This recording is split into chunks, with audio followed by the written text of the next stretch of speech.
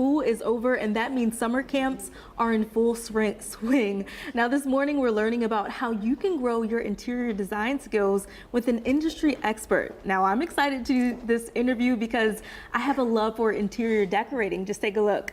I've transformed rooms for family and friends. So today I'm chatting with Rainey Richards of Rainey Richards Interiors to talk about Project Design Camp for youth who have an eye for interior design. Welcome, Rainey. Thank you. I'm glad to be back. Well, tell me a little bit about this camp. I know it's the 5th year. It is the 5th year. So I was lucky enough to go to a magnet school in HISD for law and got to work in that space and realized that that really wasn't for me.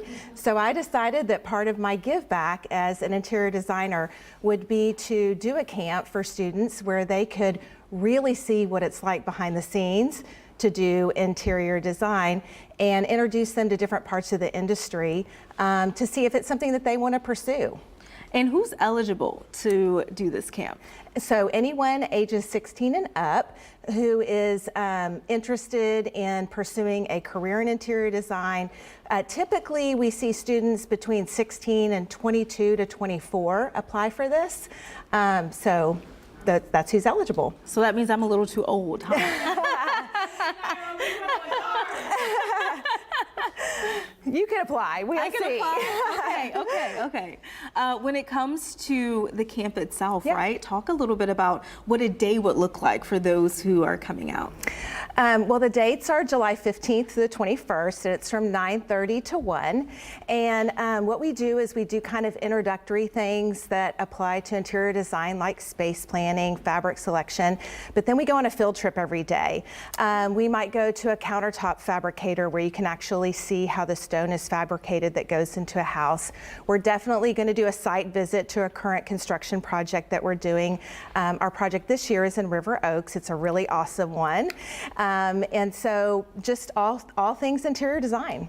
And talk about why this camp is so unique, because to be honest with you, I've never heard of someone extending their interior design skills to teach other people who are interested. Well, I think HGTV is so awesome and that space is so great, but it really doesn't show what it's like behind the scenes. We work really hard in the interior design industry, and so I think it's unique because you really go to a working firm. You're going to see how our employees work on a daily basis. What we do to support our clients and create homes that dreams are made of. What's something they're going to be able to learn at your camp that they probably couldn't learn if they just got out there by themselves? So one of the things that we really focus on is taking students into actual businesses that support the trade, like a tile showroom that's to the trade only, and show them how to interact with different samples and the professionals in those spaces. And so that's something that they would not be introduced to otherwise. Yeah, and for those who are listening that are interested, that really have an eye for design, what encouragement would you have to them, especially if they're breaking into this industry? Oh gosh. I say go for your dreams. You should wake up every day and be excited about what it is you're doing that day. And so if you are interested in interior design, there are so many different things in the spaces, from fabrication to showroom support. There's lots of different things that you can do in the space, not just be an interior designer. So pursue your dreams. And is there something that I missed that you would like to mention for those at home? I just want to encourage anyone who thinks they might be able or might be interested in interior design to apply. It's a fantastic camp. We do offer it free of charge because we don't want costs to be a deterrent. It's a great way to be introduced to all things behind the scenes, and we'd love to have you. All right, registration.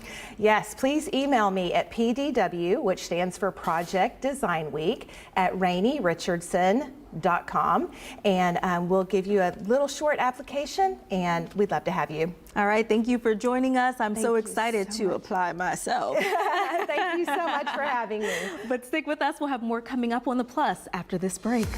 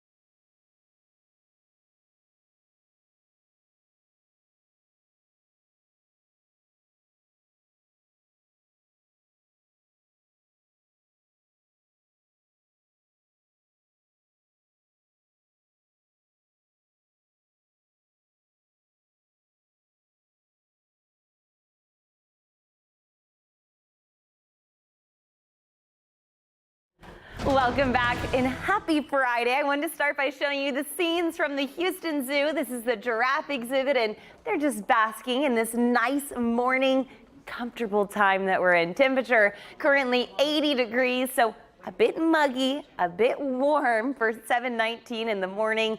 But elsewhere, we are seeing temperatures in the mid 70s, currently 75 out in Brenham, 70 in Columbus. So this is really going to be the best time to get out, go on that walk, take the stroller out, grab the dogs. Temperatures really just going to skyrocket today. By 1 o'clock, 92, 96 at the heat of the day, warming up, but feeling anywhere from 99 to 105. For our Father's Day, it is going to be spectacular on Saturday as well. Sunshine, 96. It's not until Sunday that we'll start to see rain chances. Those rain chances mainly after 1 p.m. So Justina, when you're planning stuff with Dad, I would recommend a breakfast or a brunch if there's no need for rain. All right, it sounds like we got to get an early start on that celebration. Well, heads up, we've got weekend construction, but this is the thing about this one. We do have some good news. So the 610 West Loop, that northbound connector ramp to 59 heading north, we've seen this closure for a while now, but it's finally opening soon. Our friends at TxDOT say most likely this weekend, but in order to get it open, they will have other closures in the area. So the 610 West Loop heading northbound from Bel Air to West Park, at least 2 lanes will be closed starting 9 p.m. tonight, and then you'll see that open back up just in time for your morning commute Monday morning at 5 a.m. Are you heading out of town this morning? We'll take a look at your out of town drive times. Heading into Dallas, things look perfect. If you have to hop on 290 to head into Austin, you got about 2 hours and 46 minutes, and then New Orleans about 4 hours and 50 minutes if you're hopping on I-10 this morning. I'm Maribel Aber with your consumer headlines. Tesla shareholders have again approved CEO Elon Musk's pay plan. Initially valued at $56 billion in Tesla stock, the compensation was first approved 6 years ago. But earlier this year, a Delaware judge rescinded the pay, saying it had been improperly granted by Tesla's board. Not only did shareholders okay the pay again at yesterday's annual meeting, they also approved another request by Musk. He vowed to move Tesla's state of incorporation out of Delaware, and shareholders approved a move to Texas. Apple has reclaimed the #1 spot as the most valuable public company in the U.S. At the close yesterday, Apple had a market capitalization of about $3.29 trillion. That edged it past Microsoft's $3.28 trillion. Now, market cap is calculated as the price of the stock multiplied by the number of shares outstanding. And shares of Apple are up nearly 9% this week after it announced its AI strategy. Microsoft had surpassed Apple for the #1 spot in January. Nvidia is ranked third.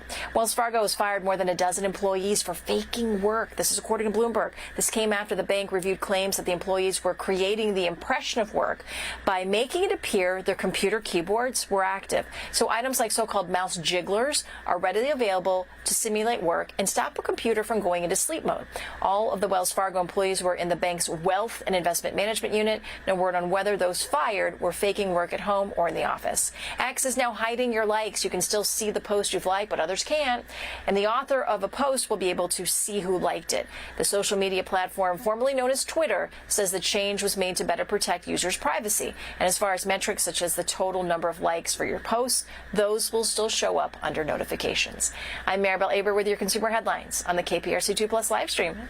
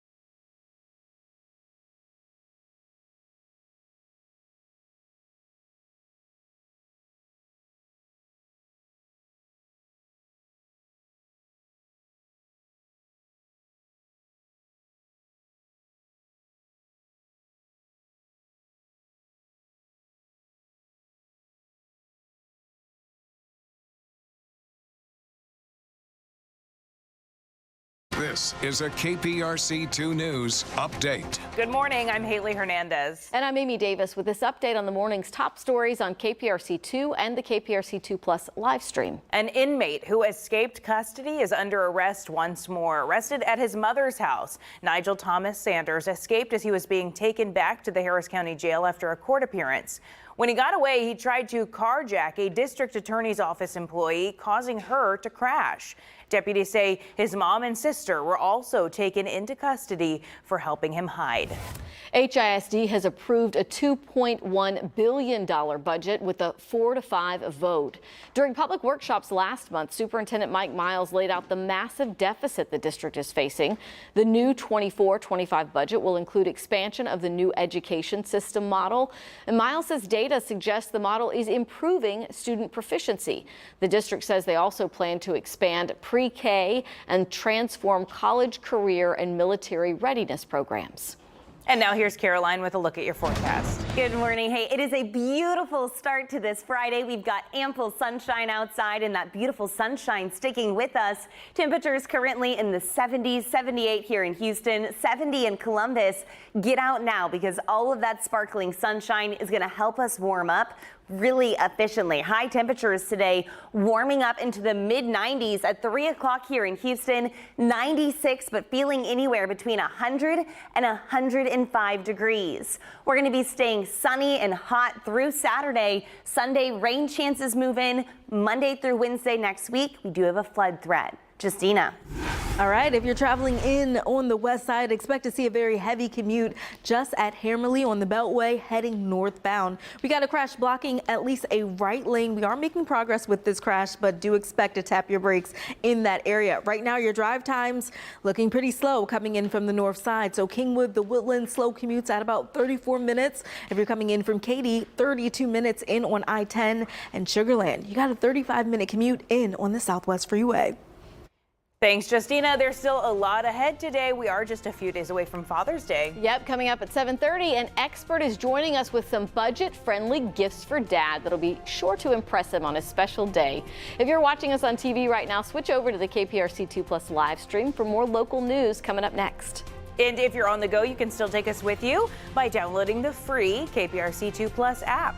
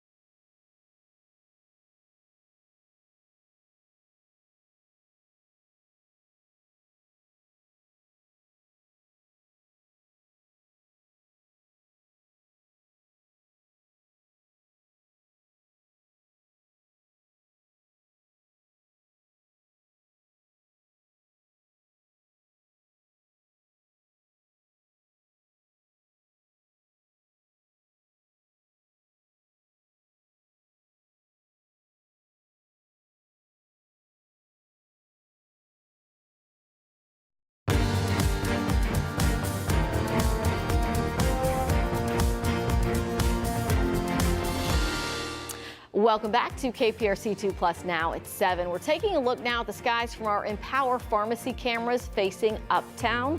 Meteorologist Caroline Brown is tracking some sunshine as we kick off our Father's Day weekend. In a few minutes, she's going to tell us when we'll see a shift. And it's a win for abortion rights as the Supreme Court unanimously voted to keep abortion pill mifepristone on the market. Mifepristone was approved by the FDA nearly 25 years ago. Coming up, we'll tell you more details about this ruling. Well, a man tried saving a 15-year-old girl who was drowning at a community pool near Alief, but unfortunately, she died at the hospital. It happened on Wednesday at the Clayton Community Pool off of Greencrest Drive. KPRC 2's Rochelle Turner is live at that pool. Rochelle, I think the big thing is that the pool didn't have lifeguards. Is that right? That's correct, Haley. Good morning to you and Amy. This pool behind us has signs that say swim at your own risk. And the man who tried saving that 15-year-old girl who passed away, he and his wife actually went to the HOA on Monday and spoke to them about not having a lifeguard here at this pool. I mean, I just think that there should be someone taking care of the pool, everyone in the pool, the surrounding area at all times, because a sign that says swim at your own risk is not going to save lives. Now, Anthony Garza was at the Clayton Community Pool with his nephews when an 11-year-old boy rushed over to him for help. Deputies say his sister, who is the 15-year-old, was flailing in the water after jumping in the deep end. Garza jumped in, but the girl died at the hospital. It hits home hard. I have a daughter the exact same age, so I could just imagine what that family's going through right now.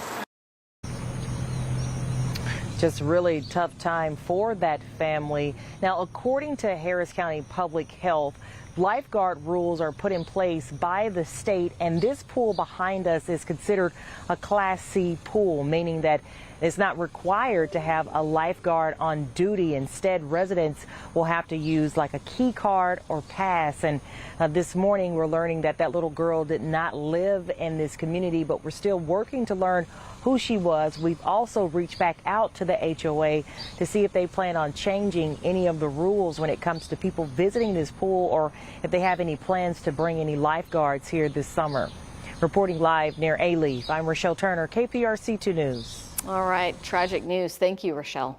And it is summer, so if your kids are planning to go to the pool, you want to make sure that they're doing so as safely as possible. Yeah, we've had a bunch of swim instructors, experts coming on our show over the past few weeks, because this is unfortunately not the first time that we've covered a drowning this year. We want to revisit a conversation that we had back in May to hear some of their life-saving advice.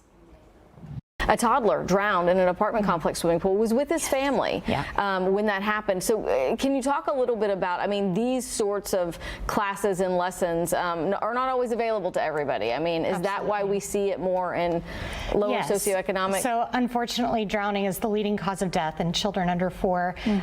But the good news is that we can help reduce that risk by up to 88% by getting them into high quality swimming lessons.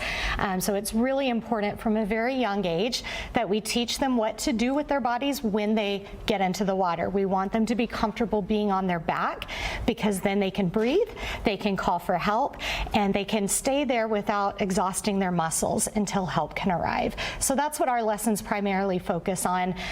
We start as young as 3 months old, but we teach all the way up through adults, because these skills are important for everybody, because drowning doesn't discriminate. It can happen to anybody. It just happens the most to our youngest. So our mission is really to help change the tide there and help people learn the skills that they need to stay safe.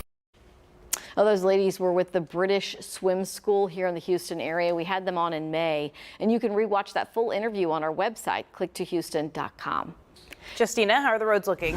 Oh boy, well, if you're traveling in from the west side, we do have very slow traffic. This is a live look at the Beltway just at Westview. Very slow going traffic because we've had an accident not too far from this spot on the west side of the Beltway just at Hammerly that we're blocking those center lanes. The good news about this accident heading northbound is that it is now just off to that right shoulder, not really impacting those main lanes. But because traffic at one point was only getting by in one lane, you are going to see very slow delays as it starts to break up from where that crash sits. Again, at least one lane still impacted. So if you're coming in on that exit ramp, that entrance ramp more so, expect to exit with ease. All right. Thank you, Justina. A win for abortion rights as the Supreme Court rejects the latest effort to roll back access. The fight over mifepristone started more than a year ago when a group of anti-abortion advocates and doctors filed the suit. NBC's Alice Barr is joining us live now to tell us about that ruling. Good morning, Haley and Amy. And that was a Texas lawsuit, this group of anti-abortion doctors who accused the Food and Drug Administration of not doing enough to adequately vet any safety concerns around mifepristone when it made the drug widely available. But in a unanimous ruling, the Supreme Court justices decided that those doctors did not have standing to have brought this case. They didn't prescribe the medication. They weren't patients themselves, and that they didn't show they had been harmed by the decision. The Biden administration pointing out that mifepristone was approved by the FDA as safe and effective more than 20 years ago, adding that while the ruling means the drug remains available, the fight for women's reproductive rights goes on. Mifepristone is one of two drugs used in medication abortions. It was used in nearly 2/3 of abortions last year, and had the high court not stepped in here, access to the pill would have been significantly restricted. That's really brought into even sharper focus since, of course, the overturning of Roe v. Wade has led to many states enacting strict abortion restrictions, and that has prompted more women to turn to medication abortion that they can receive in the mail. So that's kind of highlighting the different layers of significance in this ruling. The Supreme Court does have a couple more abortion-related cases still on the docket as they remain engaged in this very charged political issue. Haley and Amy. Yeah, very good explanation. Thank you, Alice Barr. All right, now it's time to check in on our weather with Caroline. That's right. And I wanted to start by talking about the hot topic of the meteorology department. That's going to be the tropics, because they are really starting to heat up. Specifically, we are watching closely these storms near the Yucatan, currently in the Bay of Campeche. These are the storms that could bring with it heavy downpours. Now, we also were monitoring these storms out in the Atlantic. Not really a concern here. Our concern is going to be those storms in the southwest Gulf of Mexico. No chance of formation over the next 2 days, so this weekend don't expect to see any tropical depressions or storms. But over the next 7 days, we're talking by Monday, Tuesday, Wednesday, this is when we have a medium chance for development. So let's break it down. Right now, it's just a cluster of thunderstorms, but we could start to see some organization as it remains in an area with high tropical moisture and also really warm sea surface temperatures. So by Tuesday, some circulation possible, and then making potential landfall if it's strong enough. But don't focus on whether or not it's strong enough. Focus on the impacts. This is showing 6:45 on Wednesday, some heavy downpours in the Houston area, and continuing as we go into Thursday. So next week, Monday through Wednesday, that's when we can expect to see the heaviest of the downpours. Also, gusty winds up to 30 miles per hour, elevated rip current risk. That's going to be for the entire Gulf Coast, and heavy rainfall between 2 to 6 inches of rain. As for exactly how much we see, still a bit early to tell, but coastal areas, places that are south of I-10, that's going to be the places with the highest totals. So let's get to what's happening today. Live from our Empower Pharmacy camera, you can see the elegant sunshine happening outside. Temperature is currently 80 degrees. It is 7:40 in the morning, and it already feels like 84 degrees. That means you're going to want to get out there because it is just going to keep getting hotter. Right now, across the board, temperatures actually sitting very comfortable. 74 in Huntsville, 78 in Tomball. On the island, still 82 in Muggy, but all in all, this is going to be the best time to get out there. Temperatures as we head into the afternoon, steadily rising by 11 a.m., 88, 92 by 1, by 3 o'clock, 96 degrees. But when you factor in that humidity, we're going to be feeling anywhere between 5 and 10 degrees warmer. So between 105 to about 100 degrees. So a hot day, but not quite a heat advisory day. But we have ample sunshine. If you can find a way to cool down, it's actually going to be a great day to get outside with the kiddos because of the heavy rainfall next week.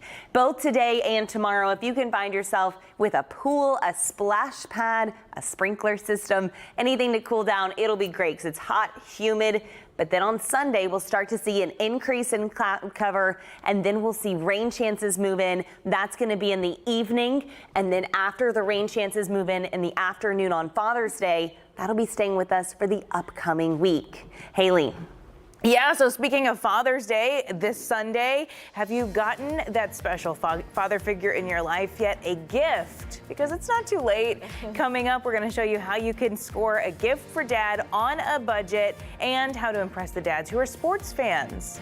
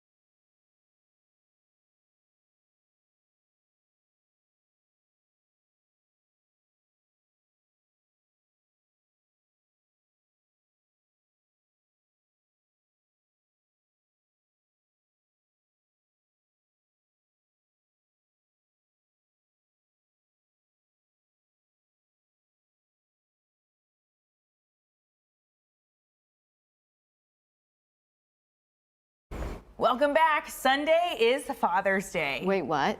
Yeah.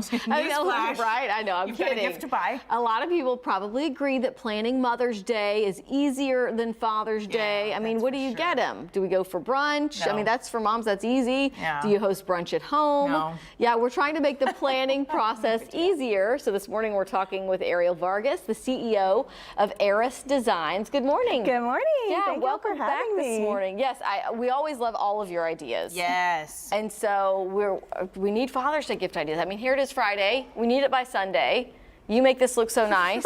But what's our best advice? Pluck from here. Yeah, so we actually have like a little setup that, you know, if you want to do something special for your dad or whoever's the father figure in your life. Like a celebration yes, at home. Yes, because I mean, I would get excited if I wake up and go down to like the kitchen table, the kitchen area and see this. I'd be like, wow, you know. That's cool. Like you went all out. We didn't just, but you made it special. Yes, so if you are like on the last minute verge of like trying to find a gift idea, I always recommend, like, of course, so we can start right here, supporting small businesses. I mean, who loves a good treat? me. Yeah. Like homemade treats by Alicia Sweet Obsession. I always bring her in because like Alicia Sweet Obsession, her baked goods are absolutely amazing, and they're made always in the morning. So like if you order a box and have it delivered, it's fresh for like dad to enjoy.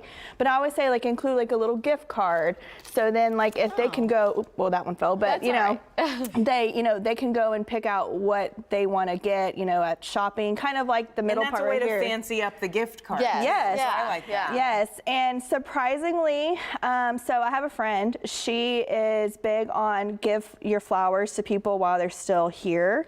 And so even though we don't think about dads and like giving men flowers, but really they're for you. They're for you. They're in the kitchen. Yeah, like you can give it, like here you go. But then like once you pull like the gift cards, it'll be like, oh, how thoughtful. Right? Thank you so much. I'll just be putting the flowers over here. Yeah, so you can make like a cute little like bouquet flower arrangement. Like a gift card bouquet. Yes. Flower. That's cute. I'm not sure if I've seen that right yeah, now. like we could. That's this one over here, Right Bob. here. It's the one in that the she middle. So see right That's here. cute. You So can make like a cute little bouquet. Make it a bouquet, literally with flowers and gift cards. Yes, and you don't have to like put like $100, $200. Like you can get like $5 here, $10 here, $20. Realistic, like, yeah. If you're on a budget, right? Because we want to stay within a budget price range, but then also make a statement piece. Yeah, right? make it like you put some thought into it. Yes, and then of course you can always go buy like a wonderful jersey with our Houston Astros.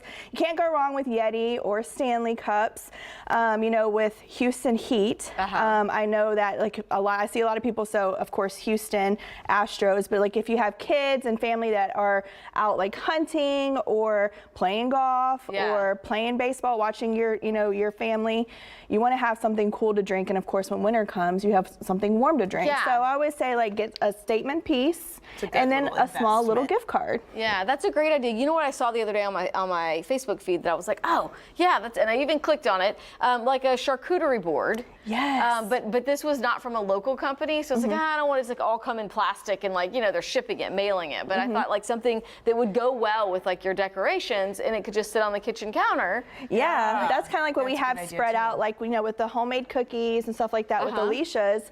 You could take it out and put it on the display, so then y'all could have like an early treat after maybe lunch or dinner. Yeah. And knowing that she literally made those this morning, so like they're fresh. Yeah. And they're fun colors. This Yes. one's a fun color. Yes, that is You the could do like Cookie an Monster. Astros theme with these like blue cookies. That's cute. And tell us too, Ariel, how we find her, since now we're showing all of her delicious. Yeah, so it's Alicia's Sweet Obsession. She's on Instagram. So if y'all already follow me, or if y'all find us on our social media platform, I'm always tagging her. I'll tag her today on this display and with you all. Yeah. Okay, cool. But she is a local business here, and I always say support small. Support your small businesses here, so you could show the love and be there for us as we grow in the city together. Well, I mean, and at this late hour too, it's also a good way to make sure that when you walk into that local shop or call that local person, that you're actually going to get your stuff on by Sunday. Correct.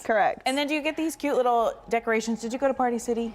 So I remember at Easter you brought in Party City. Yes. So those are actually from Amazon, but Party City and Amazon, I see that they have a lot of similar stuff. So if you want to make something like this. Yeah, because you don't think to go buy decorations for Father's Day, but I do think, I agree with you, that would make it a way to make it special. Yeah. Even if I didn't get you a huge gift, then we have a big presentation. Yeah, because it's because at the end of the day, like this would be considered a tablescape. So like say you do something like this and you sit down and you want to if you want to do takeout, if you cook at home, you can actually sit down as a family and enjoy something, because at the end of the day, we love our parents, right? But like for me, like my dad, like I'm a daddy's girl, like he's really quiet, but like small things go like a long way, That's And just spending the time together on Sunday. Yes. Yeah, like doing Yes. something at home and being able to like spend time and make a little party for Dad. Yeah. Yeah. So we love you, Dads. Topgolf Academy, Bass Pro Shop, good idea for gift cards too. Yes, because when I did like a little thing, I asked like what kind of display. It's surprisingly a lot of people said golf. My dad's a golfer. He always actually goes golfing like on Wednesdays and Sundays. Yeah. But I was like, he also is an Astros fan. So you have to think like, what do they love? What kind of sport do they love? What do they, love doing in their spare time Right. outside of like spending Yeah. time with family. Yeah. And so, you know, knowing your parents and who they are and how much they do for us, you definitely want to make it special for them. Those are all love great it. ideas. I know. Yeah, Thank Ariel you so much Vargas. for coming in this morning. Thank You can you. check out all of the places that she mentioned and the tablescape on your social media. Yes, I'll tag everybody and where I got this stuff. So if y'all are like rushing to go get whatever you need this weekend, It's all right there. go now. All right. Follow Ariel with Eris Designs. Thank you so much for coming in this morning. Yes, thank you. Yeah, Caroline, do you know what you're getting your dad for Father's Day? We promise we won't tell him. Okay, after this, I'm thinking I gotta go get something Texan. Yeah. I think this is it. That was Great actually idea. I was listening intently, taking notes. I'm ready. I feel empowered. Hey, if you're heading outside, it is a beautiful start to this Friday. A perfect day to head out to the stores, grab that last-minute gift. Temperatures most comfortable right now. 74 in Huntsville, 78 in Houston, 82 on the island. So a nice start to what's going to be a pretty sizzling hot day. Temperatures and heat index showing temperatures steadily climbing. 92 by 1, by 3 o'clock, 96 degrees, but feeling anywhere between 100 and 105. So the best thing you could do, that'd be hit the pool, find the sprinkler, grab a little splash pad. Today, perfect. Tomorrow, exceptional. Sunday, meh. That's because we're tracking some shower chances after 1 p.m. So not a total washout. I'm not saying you can't head to the pool. I'm just saying if you are going to the pool, make sure you have a way to get weather information on Sunday because lightning certainly is not out of the question. That's as we're watching our tropical moisture move from southern Florida into our area. This is going to bring with it the possibility of flooding rainfall up to 6 inches of rain.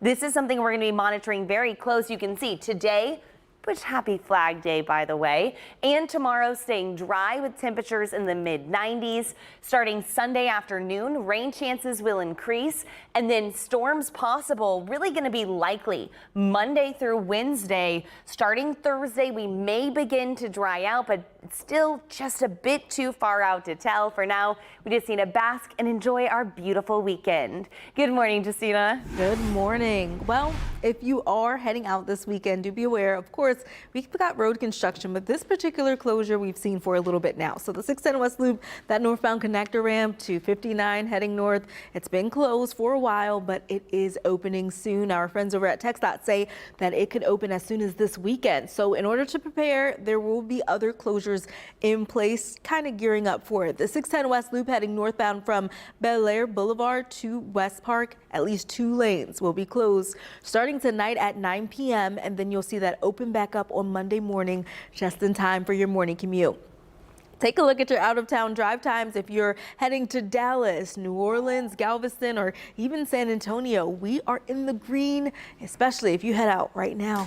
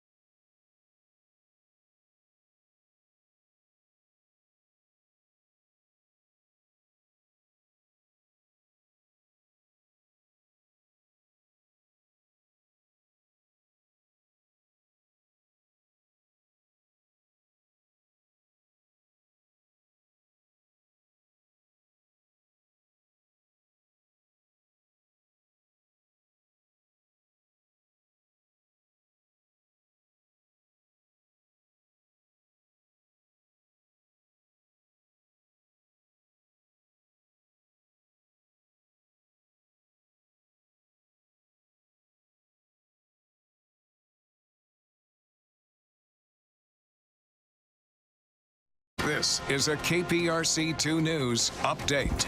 Good morning. It's 7:56. I'm Amy Davis. And I'm Haley Hernandez on KPRC2 and the KPRC2 Plus live stream. Let's start with meteorologist Caroline Brown. Good morning. It is a great start to this Friday. We've got mostly sunny skies, temperatures currently in the 70s. Get out now because this afternoon it is going to be hot. We're expecting mostly sunny skies, temperatures 96 both today and tomorrow. Heads up, Father's Day afternoon. We will start to see rain chances and storm chances. So if you are heading to the pool, make sure you have a way to get information. And beginning of next week is looking extremely soggy. Good morning, Justina.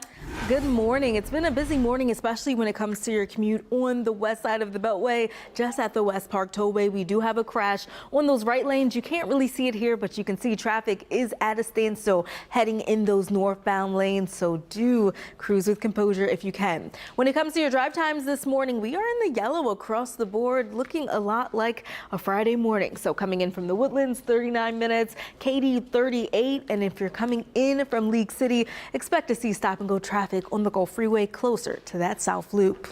All right. Thank you, Justina. You know, with the temperatures rising, a lot of people will be looking to cool off in a pool. Yeah, but we are talking about swim safety this morning after several drownings have already happened in our area.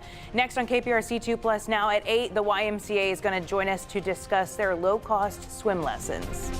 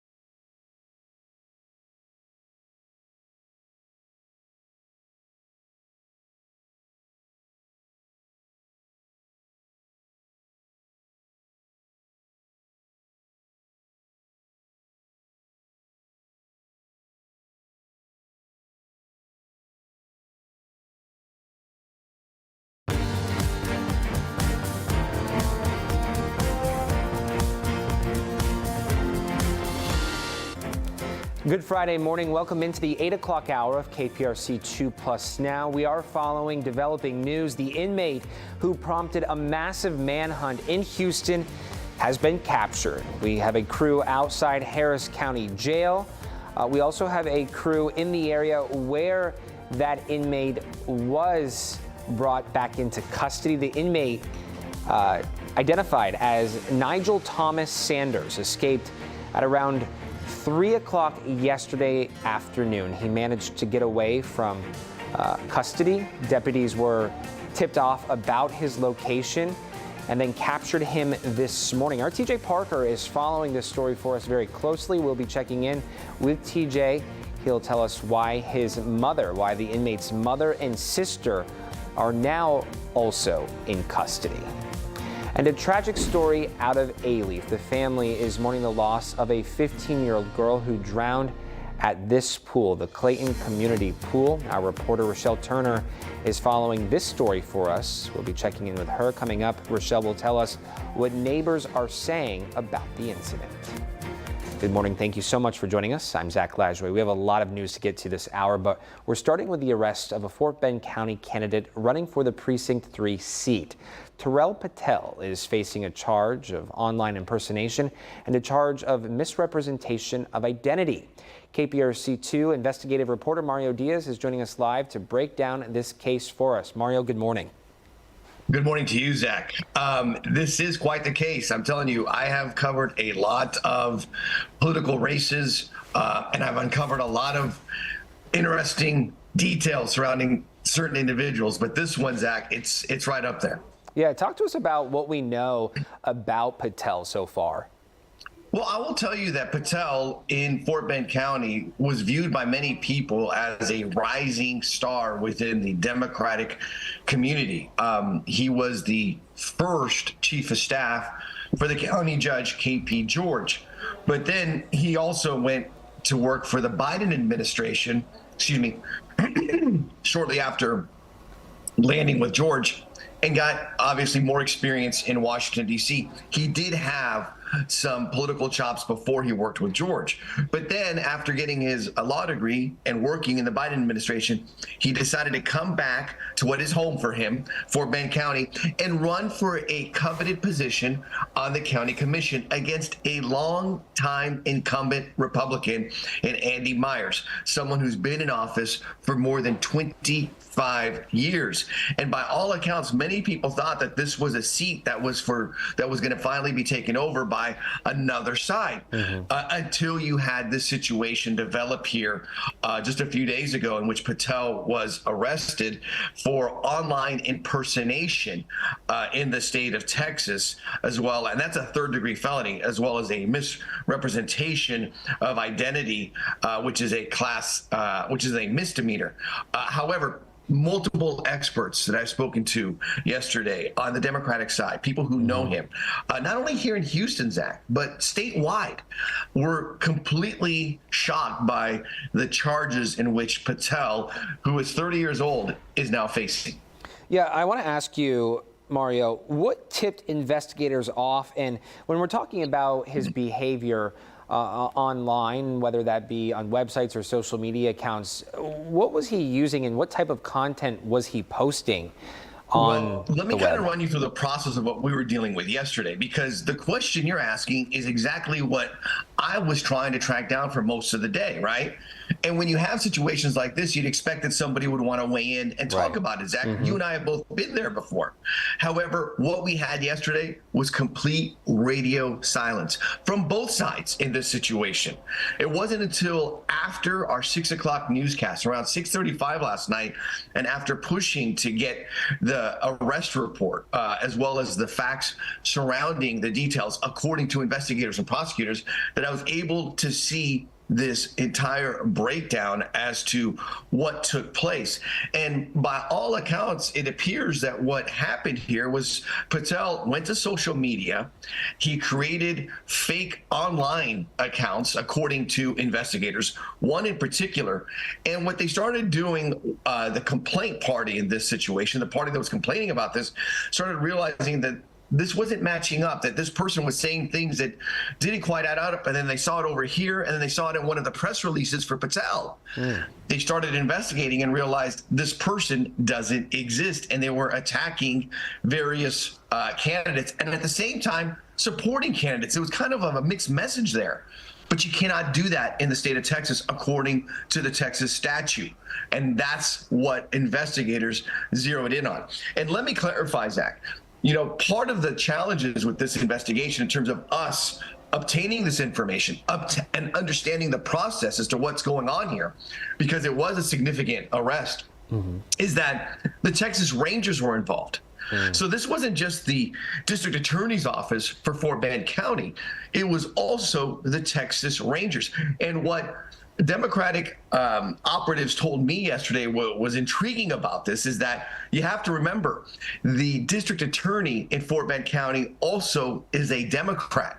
So this is someone from within his own party who was assisting and being very much involved with the investigation and working in collaboration with the Rangers, Zach. Yeah. Mario, talk to us about the consequences here for somebody like Patel running for an office here in Texas. I'm sorry, can you repeat that, Zach? Yeah, I had something in my throat. I apologize. Talk to us about consequences here in a case like this. Well, when you're convicted of a third-degree felony, or any felony, for example, in the state of Texas, and if you're running for political office, well, you can't run for office. Now, could you be charged and convicted of a misdemeanor and actually run for office and win? Yes. I actually did that story a few years ago. House Representative Ron Reynolds out of Missouri City. He was sitting in a jail in Montgomery County on election day, serving what was about a 5.5-month sentence, but it was for a misdemeanor crime. So he was allowed to still run, and he won his seat while sitting in jail.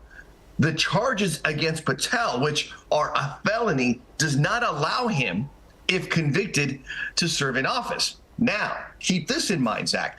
These charges came after we had the final primary on the Democratic side as well as the Republican primary. So here we are in this kind of zone, right? If you imagine these goalposts, the goalposts being one is election day and the other one is the primary. Well, here we are in the middle here, like, well, what happens now? Right. Technically speaking, he hasn't been convicted.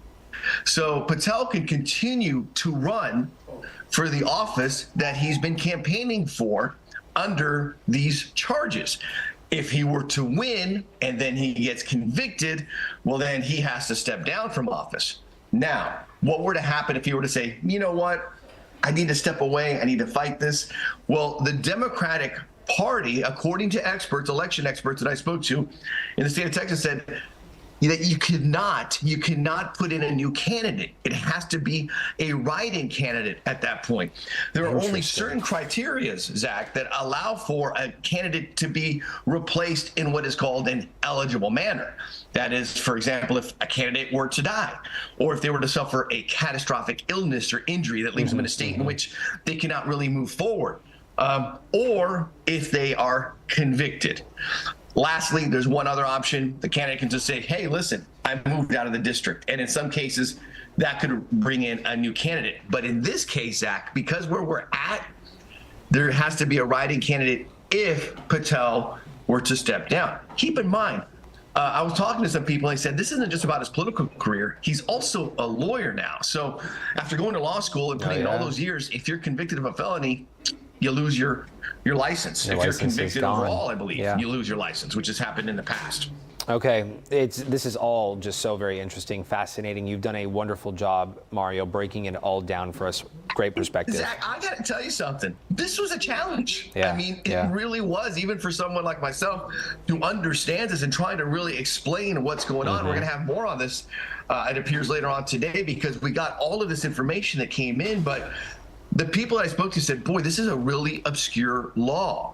It is. It's wild. But it is a law. And it's not just a law for political circles. It's a law for everybody. You just can't go in there and create bad intent towards another person, stealing the identity of somebody else online in the state of Texas. And that's what investigators are saying happened here. Yeah, serious allegations. Okay, Mario, thank you so much. As Mario just mentioned, we, of course, will continue to follow this story as we learn more new developments in the case. Right now, head on over to our website, click2houston.com. There you can read more about this case, details Mario was just telling us about, including Patel's political career. And we are continuing to track breaking news this morning. This after the search for an escaped inmate came to an end overnight. Harris County Precinct 1 constables were transporting Nigel Thomas Sanders back to the county jail after a court appearance. This was yesterday afternoon when he was able to get away. KPRC2 reporter TJ Parker joins us live in the Cloverleaf area where deputies gave an update earlier this morning. TJ. Hey, good morning, Zach. Yeah, deputies found him here in this Cloverleaf neighborhood, actually at his mom's place. That was one of the spots that they were tipped off about. They said they had received several tips from community members leading them to where he was. Originally, he resisted arrest, and then deputies said they had to pull out their taser and tase him to get him into custody.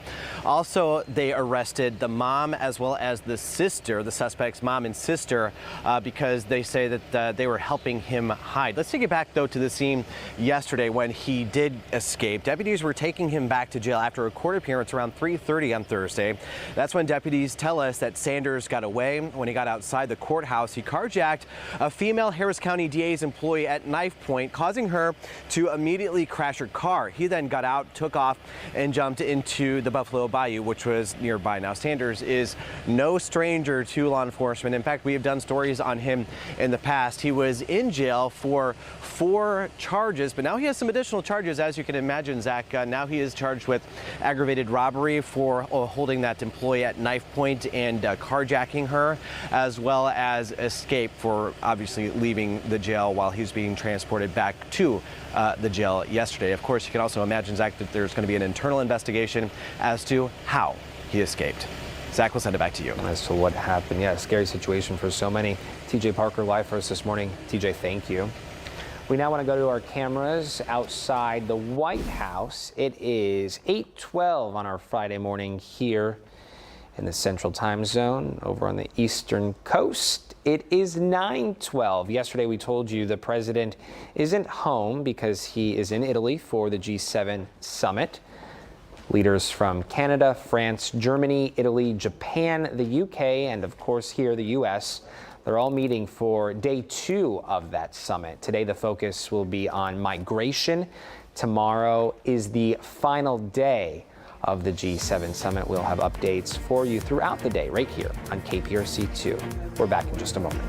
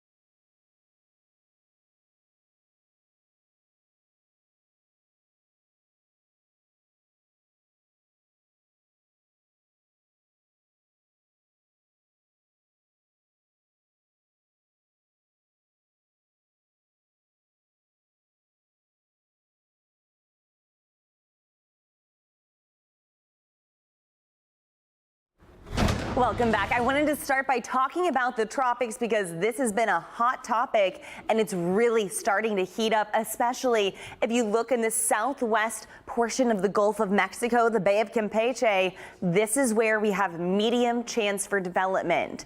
In fact, there's two regions we're watching. The first one pushing its way into the mid-Atlantic. Not a concern here. Our concern is that orange blob, which means a medium chance, a 40% chance of formation in the next 7 days. Now, that means we could see a tropical depression or a tropical storm. But regardless, if it strengthens enough, the most important thing is going to be the impacts. Let's start by showing you the system. By the time we go through the weekend, we're not going to see a whole lot of activity. Today and Saturday, sunny skies, highs in the 90s.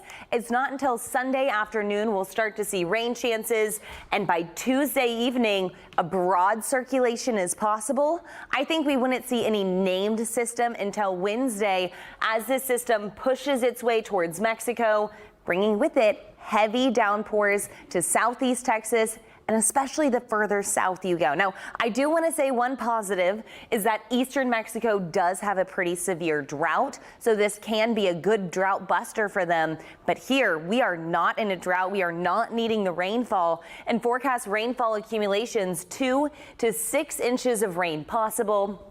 Highest totals are going to be south of I-10, really closer to the coast. But if you're heading out the door right now, it is a beautiful day. Temperatures warming up quick, 83, feeling like 91. And we're just going to keep getting hotter. This afternoon, we're going to be warming up to the mid-90s, feeling like the triple digits. And as for your weekend, today and tomorrow, pretty similar. Sunshine, hot, humid, beautiful in the sun, but by Sunday afternoon, that's when we'll start to see those rain chances move in, and that's going to be staying with us for most of next week. Really, the threat for flooding, I think, is going to be highest Monday through Wednesday, but for the first day of summer on Thursday, we're keeping in that rain chance because this system is not formed yet. There's a lot of things to be determined. The intensity of the system, the path of the system. Zach, this is something we're going to be tracking very closely over the next several days. Yeah, very serious stuff. Okay, Caroline, thank you very much. This morning, 2 cancer survivors are joining forces to raise awareness about prostate cancer through an initiative called the Blue Out Campaign. Joining me to explain more about it is Dwayne Charleston, prostate cancer survivor, and Holly Cotton, breast cancer survivor. Thank you both for coming in. We appreciate your time to talk about this. Before we get into your individual stories with cancer, I want to ask you how this campaign came to fruition and the role historical Black colleges are playing in the mission. Well, as Dwayne, as the prostate cancer survivor, I'll let him tell that. You know, for 15 years, I fought cancer, but I've watched the Pink campaign, Susan G. Komen and stuff like that, and it has had a profound impact. And I've watched over the last year or two how this tsunami of prostate cancer diagnoses and deaths have just taken over. And I just thought, wow, what if you got a football team, or what if you got some college teams and high school teams wearing light blue socks and blue gloves? And so that we could raise the awareness, because it seems to be a very private disease, and people don't want to talk about it. For Lloyd Austin, and they don't want to talk about it. And so we've got to, if men could be comfortable wearing pink, you know, 30 years ago, nobody would have thought an NFL player would wear pink. So let's get them comfortable wearing light blue and talking about prostate cancer. Talking about our health. Our health. In hopes of saving lives. Exactly. The more we talk about it, the more lives that can be saved. With that, why don't we just jump right into your story, your personal story with prostate cancer? Sure. In 2009, I was diagnosed with stage 4 prostate cancer, and I was in the doctor's office, and I don't mean to sound holy, but it's the truth. I don't mean to sound cliché, but Dr. Lewis Pisters at MD Anderson, when they got my biopsy back, he said, "You have a very aggressive cancer," and he said, "I'm going to be honest, I can't cure you, and nobody at MD Anderson can cure you." And that doctor got on his knees in the office, Dr. Lewis Pisters, and he prayed for my healing. He said, the good news is that God is still in the healing business. So I knew that I was in for a long ride, but I knew that God would be the answer. And I believe that over the last 15 years, God has worked with surgeons, clinical trials, he's worked with medicines, he's worked with a lot of different things to keep me in the game. 16 months ago, I was kicked out of a clinical trial, had over 100 tumors and lesions, and they told me I had 18 months to live, maybe 3 fewer is what he said, maybe 3 more. So technically 18 months. I drove home from Dallas very depressed, and I started running and working out. And so I got into this new clinical trial, which is really, I think is going to change the face of cancer. And 2 weeks ago, after I started this Blue Out campaign, or after we started the Blue Out campaign, I got my scans back, and I think we sent them, but got the scans back, and it was literally all clear. And and all of these treatments, especially this latest one, none of this stuff was available when I was diagnosed 15 years ago. So it's I tell people it's not ever a good time to get cancer, but if you're gonna get prostate cancer, it's not a death sentence. And I've been able to weather the storm through my faith, through diet, through laughter, and things like that. That's really incredible. Yes. Congratulations. Yes, that's quite the milestone. And to be here today to talk about this we're so grateful and thankful. I want to go back to before we move on to you, Holly, I want to just get some clarity here. When we say stage 4, what does that mean? Tell our viewers what that means. That means in prostate cancer, it means it has escaped the prostate and moved. It's metastasized. It's metastasized. It's in your lymph nodes, it's in your bones, it's in some various soft tissue organs, but it means it's gone. And in 2009 up until probably 2015, once it escaped, it was, you never heard the word cure. You never heard the word, and you still don't hear it a whole lot. Were you feeling sick? Were you having complications? No symptoms, never. And to this day, I haven't had any symptoms of the prostate cancer. Any issues that I've dealt came from the treatments, the harsh treatments that I took, but no symptoms. And my PSA was at 86. You're supposed to get tested at 40. I was 46 before I took my first PSA. So that was the first problem of mine. If I had been tested before, I probably would have been cured, had been caught in time. But there were no symptoms. And so if you don't want to go to the doctor, if you don't want to deal with it, you would think you're perfectly healthy. Right, and that doesn't help when we're up here, hey, go and get checked, but if you're at home and you're feeling fine, not having any issues, you're saying, I don't have to go and get an exam. It's uncomfortable, it's awkward. No, it's not for me. And then this is what happens. That's right. Okay, so yes, that's exactly what happened. Get your butt to the doctors, regardless of how you're feeling. And I say at 39. And one other thing, so with African Americans, they're more likely to be, or we're more likely to be diagnosed earlier with a more aggressive disease. And so when they say get tested at 40, if I had gotten tested, now they're saying get tested at 50. But if I got tested at 50, you would have been. I'd have been gone. I'd have been gone. And so if I had been tested at 40, I'd have been fine. But the reality of it is, get tested at 40, and as early as your insurance or as early as you can afford to pay for it. That's what I say. Well, that's what we're trying to do, because it's a lack of education. So, and especially me coming from a nurse background, I know, because I'm with the patients who don't feel like they're even at risk. You're seeing these examples. Exactly. So that's the whole point of having awareness campaigns, because this is the opportunity for you to say, wow, maybe that could happen to me. What do I need to do? That could be me. Okay, we're not going to let Dwayne take all the spotlight. we want to hear about your journey with cancer as well. Yes, for sure. So I am a breast cancer survivor, or I just like to say I'm a life survivor. But I was diagnosed at 36, same just like Dwayne. I was the healthiest I've ever been in my life. I was the pull-up queen at that point in time. If you remember, there was like P90X. Yes. I was Miss P90X. I could do pull-ups. Shaun T. Yeah. No. That's Insanity. Oh, that's Insanity. Yes. Wrong. Yeah. Also another fad.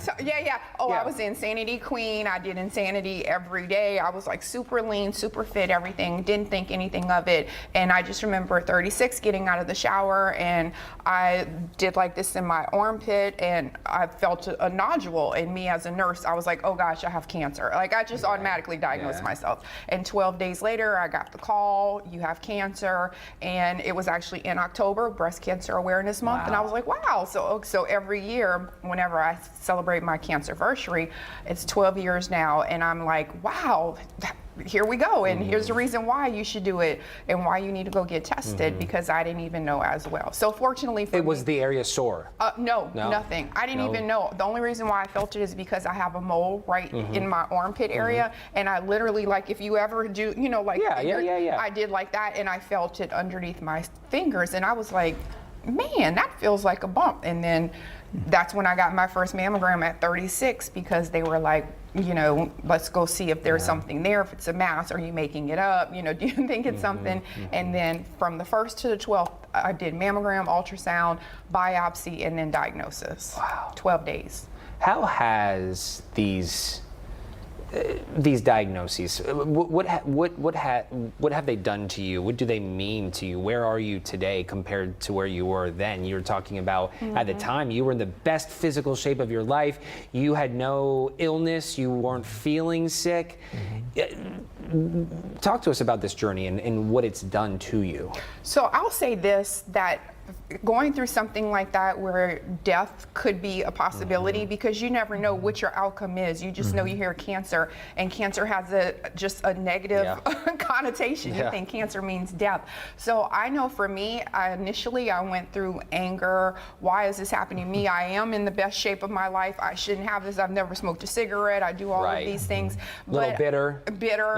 And I mean, you know, it's the 5 stages of grief, just like for anything that you do. So, but then you get to this phase where you're like, why am I still here? Why am I the one that's here to share a story? I'm thriving, I'm looking great, I'm still back in shape, I have another opportunity. So I think once you shift that thought process in the mindset of why am I still here, I realize my why is to make a difference. I need to educate people, I need to share my story, use me as a motivation for you to live your best life. And I know that's for me, that's mine, is the why. Yeah. Well, I was living my life 100 miles an hour. Never taking time to eat right, never taking the time to laugh. I was serious about everything, trying to change the world. And when I got the diagnosis, I thought the first thing I thought about was Magic Johnson when he was diagnosed with HIV or AIDS. And he said, when God gave me AIDS, he gave it to the right person. And that was what I've always thought, was like, well, God, if I can just get myself healthy, I know you gave it to the right person. I want to do something significant. So I started appreciating, every morning. There hadn't been a morning that I didn't wake up thinking about my mortality. And so I slowed down, and I'm trying to do for others a whole lot more, and hopefully we can make that difference. And both Holly and I started traveling. I think that was another thing. I don't know, she may have already been traveling. And I don't we know, both wrote books about our survivor story as well. So incredible.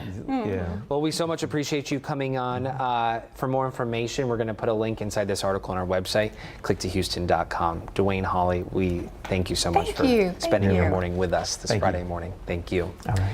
We're now going to our cameras live outside the Clayton Community Pool. This is over in Alief.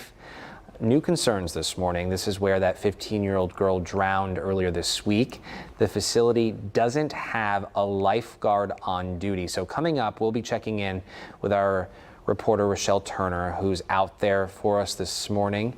She will explain to us why the HOA hasn't hired anyone and why they don't have to. Those answers, that's ahead.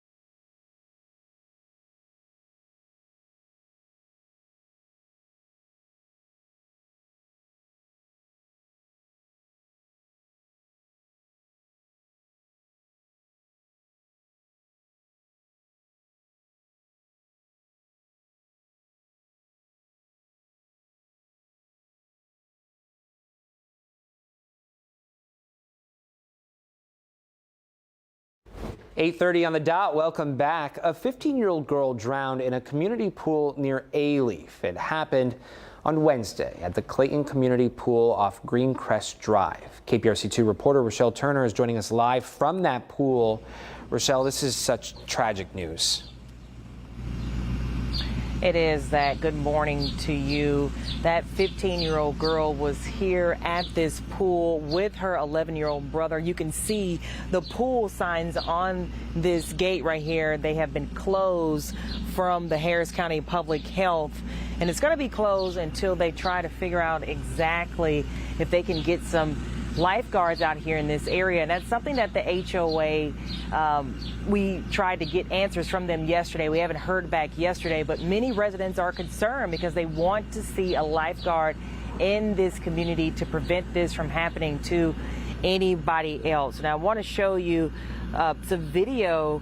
This is Anthony Garza. He was at the Clayton Community Pool with his nephews when the 11-year-old, or when the 15-year-old, her 11-year-old brother ran over to him for help. Deputies say his sister was flailing in the water after jumping in the deep end. Garza jumped in, but the girl died at the hospital. Reporter Corley Pills spoke to Garza about the heartbreaking rescue. We got her up on the edge and I started giving her CPR right away. And then the boys ran and got the cop that was across the street, and he took over once he got there. What was going through your mind when you were helping with that rescue?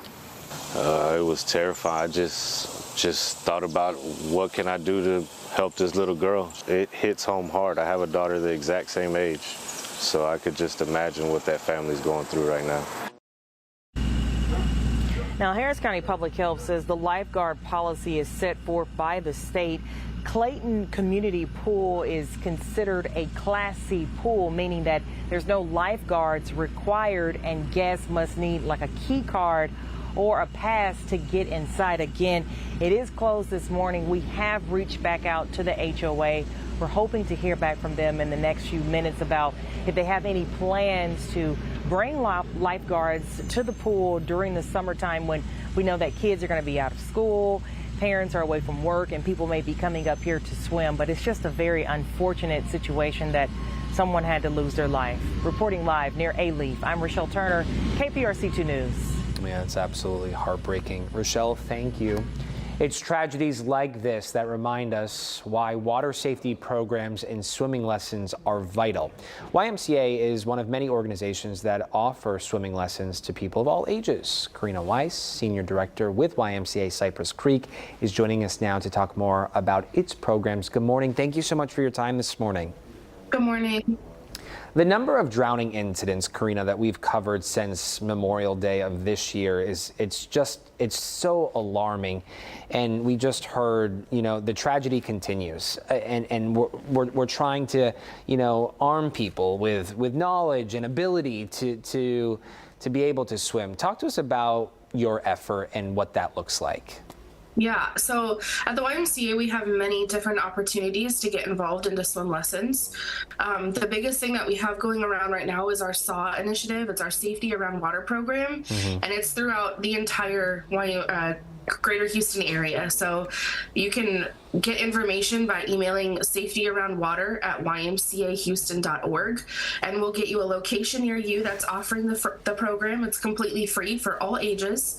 We have opportunities for kids as little as infant, toddler, all the way to active older adults, and so the opportunities are endless to get into a water safety program where we can teach you life-saving skills. We can teach you skills like reach or throw, don't go, which would have been incredibly helpful with this incident that just happened. Yeah, I'm so glad you brought age into the conversation because that is a major factor. It was a few years ago I was covering a drowning incident in Houston's 3rd Ward community, and it was of a young child. And while out on that story, talking with folks in the area, adults, they admitted that they do not know how to swim. And so this isn't to shame anyone, right? Oftentimes we think of like, oh, children not learning how to swim, you must learn how to swim. But if you're an adult watching right now and you don't know how to swim, it's not too late to learn. Absolutely. Yeah, we have fantastic adult swim lesson programs. In fact, one of the unfortunate statistics about drowning is that 80% of drownings happen with an adult present. And we're finding that a lot of the reason why the adult's not capable of making that save or that rescue is because they themselves don't know how to swim. They don't feel comfortable getting in the water and helping out. They don't know what to do. And so that's why this program is so incredibly important. And yes, we have lots of opportunities for all ages, adults included. I know you talked about the different options. Is there a price associated with these classes, these lessons? The Safety Around Water program is absolutely free. There's no charge, and we have it running all through the county, through the city of Houston. And that of course is making it more accessible to more people who really need to know. It's shocking to see the number of people throughout southern states where it's hot, 8 months out of the year, who don't know how to swim. And so, making sure that they are equipped to know how to swim is so vitally important. Talk to us right before we let you go. I just go over a few safety tips that you can share with us for parents to keep in mind if they do have young children around pools this summer. Absolutely. So the first thing is, if you can't swim at a pool with a lifeguard, which is absolutely recommended, make sure you have a water watcher. This can't be said loud enough, right? You have to have somebody designated watching the children and the adults in the water. This person should not be distracted with a phone or a book. They shouldn't be setting up snacks or pool furniture for other people in the family. They're designated solely to watch the water. The second thing I'm going to recommend is that if your children aren't sufficient swimmers, they need to be in a Coast Guard approved life jacket. This is going to be incredibly helpful if or when they get into a sticky situation. That life jacket is there to protect them and help them. If they just lean back, that life jacket's going to create that flotation device for them to help them get to safety. The third thing is make sure that whatever pool you're at, whatever body of water, that you have a life-saving device available, which is, if you're at a pool, you should have a ring buoy or a shepherd's hook. Again, keep in mind that reach or throw, don't go. If you need to reach out, lay down on the deck on your tummy, reach out your arm, extend a shepherd's hook, whatever you can to pull that person into safety. Don't become a victim. The last thing is never swim alone. Always swim with a buddy. And again, making sure that a water watcher is present while you're swimming with a buddy is going to be incredibly helpful. We've been doing stories like this, year after year. I feel like it's become a weekly thing, and you did such a great job, probably one of the best, to sum it up on how to stay safe around pools this summer. So Karina, we really appreciate your time this morning. Absolutely. It's my pleasure. Thank you. And we, of course,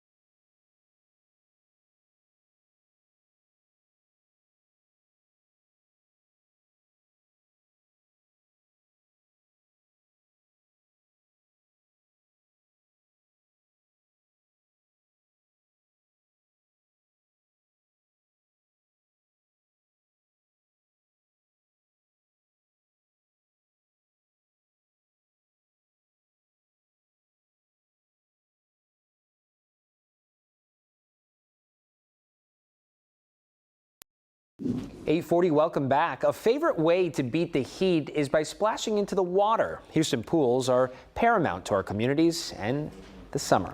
Sadly, because of a nationwide shortage, not all city pools will open. Ray Duran with Houston Parks and Rec Aquatics is here to tell us more about where things stand. Ray, we've been covering this story for several years now. We checked in with your colleagues last week or the week before.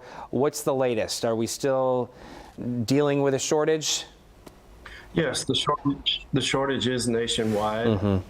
We are severely affected, and we have approximately 75 of 187 budgeted positions filled currently. Wow. We are still staffing and training through the month of June in anticipation of opening as many of our aquatic centers as we possibly can. We currently have 18 open on a rotating 3-day per week basis. Man, it's heartbreaking when you think about the scope of the impact this shortage is having on our community and communities really all across the country.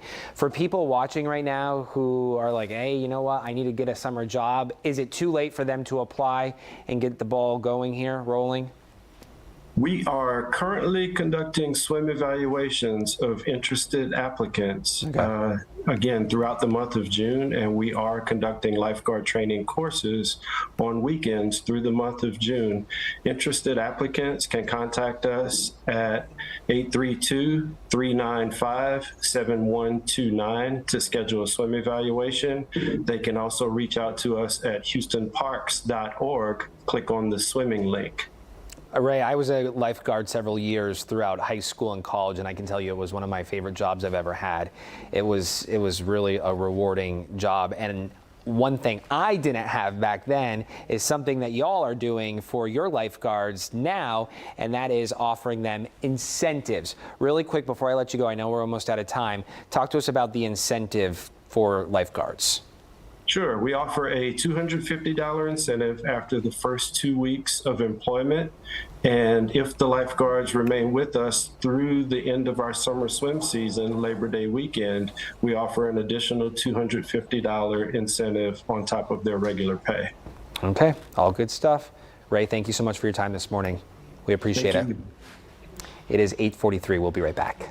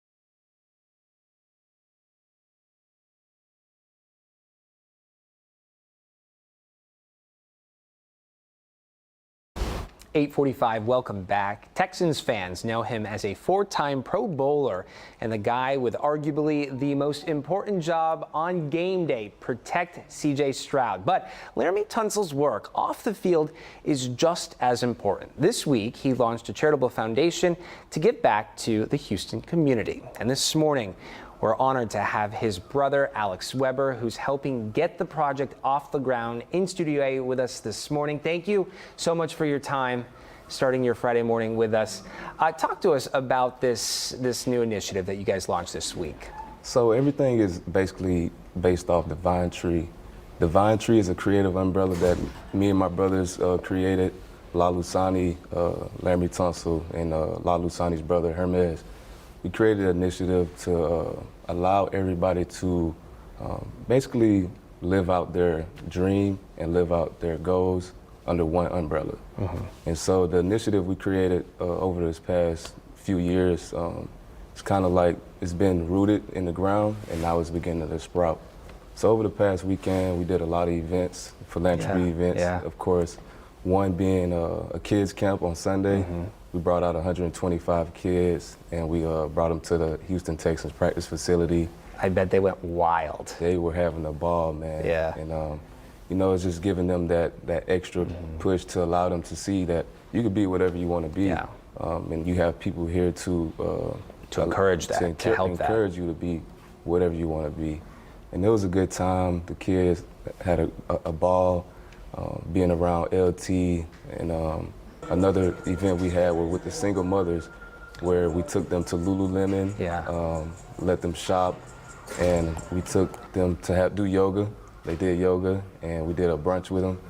And then we did a pantry opening with Urban Institute in Fifth Ward. Fifth Ward, yeah. Yeah, and so that pantry allows the kids at the Institute to take home food because they're already learning the culinary aspects. And so we want them to have food to take home to their families and cook. And not only just to cook, but to be providers of their family and future homes, providers of their homes. And I think that's big, you know. Yeah. So. This was really incredible. I was reading up on the work that y'all are doing, and I was really, truly moved by it, especially when it comes to the holistic approach that you've taken here. You know, you're reaching out and you're helping these children. You're showing that representation matters. Right. And it doesn't matter who you are, what you look like, how you speak, how you walk, talk, whatever it is, but you can be this. Yep. And then also extending a hand to their network, their mothers, and letting them know that they're not alone and that you have to be stable and grounded and healthy for yourself, but also for your family. Right. And so a little bit about me and LT, like we grew up with a single mom, and we grew up not in the best situation. And I think that's what pushes us to want to see the unfortunate kids to succeed and let them know, like, yo, you can be whoever you want to be, but you have to be respectful, you have to be everything that entails that, you know. So it's been a great this past weekend was great. We met with a lot of people. We also had a mixer at Jolie, and we also had a game night with the Texans, and we just want to build camaraderie within the community. Yeah, it's all about community. And that's one thing Divine Tree is the gift that keeps giving. And we always set out philanthropy work around the community, trying to help single mothers and unprivileged kids all the time. And it will continue to do this. This was just the launch. You're just getting started. So we've been, over the past 3 years, we've been doing philanthropy work. Right. Maybe hasn't been broadcasted, but we've been doing the ground basis. It's officially official. It's officially official now. And we want people to know that we are for the community and that we are here to stay, and we want people to acknowledge that as well. Okay. Well, we are out of time, but we'll be sure to put all of this information inside this article on our website, so if people are in need of help or assistance, they can go here to find out more information. Thank you so much, Alex, for stopping by. Thank you for We having appreciate me. your time this morning. It is 8:50. We'll be right back. Awesome. Thank you.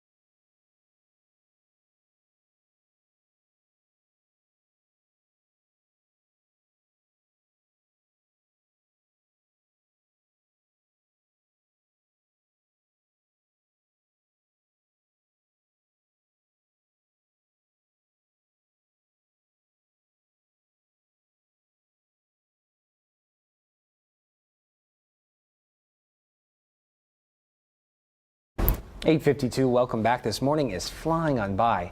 In honor of Juneteenth, Children's Museum Houston is hosting a two-day event to celebrate Black heritage and freedom. Joining us to talk more about the festivities is Children's Museum Houston CEO Rayanne Derensburg and author Tanya Ellis. Good morning to you both. Good morning. Thank you for coming by. Talk to us about what people can expect during the event. Well, during both days, everyone, our visitors, can expect art, culture, immersion when it comes to celebrating our community and celebrating Juneteenth celebrations. Yeah, education too, right? At the heart of this, learning more about your neighbors and the greater community at large. Absolutely. We want to celebrate what makes Houston so great and wonderful right here, and we want our visitors, no matter where they grew up or what they experienced, to have a Juneteenth experience at the museum. And I love that everything you're talking about is captured right here, Tanya, on the cover of your book. Talk to us about the role you're playing in this event, and then, of course, your book. Well, I'll be participating in 2 story times during the Juneteenth Fest. So at 11 a.m. and at 1 p.m. I'll be reading from my book, They Built Me for Freedom. And They Built Me for Freedom is a picture book that tells the story of Houston's Emancipation Park. So it's located in the 3rd Ward right here in Houston. The book, in the book, I personify the park, and I take you on a journey through its history from the time when Jack Yates and community leaders raised money to develop the park, through the civil rights movement, and through the park's revitalization in 2017 in modern times. Oh, that's really neat. All week we've had folks from Emancipation Park in on the show talking about its history and what it means to Houston, but really the country when it comes to Juneteenth. Their festivities kick off today too, so they're having a jam-packed holiday weekend as well. I want to ask you both, what Juneteenth means to you as individuals?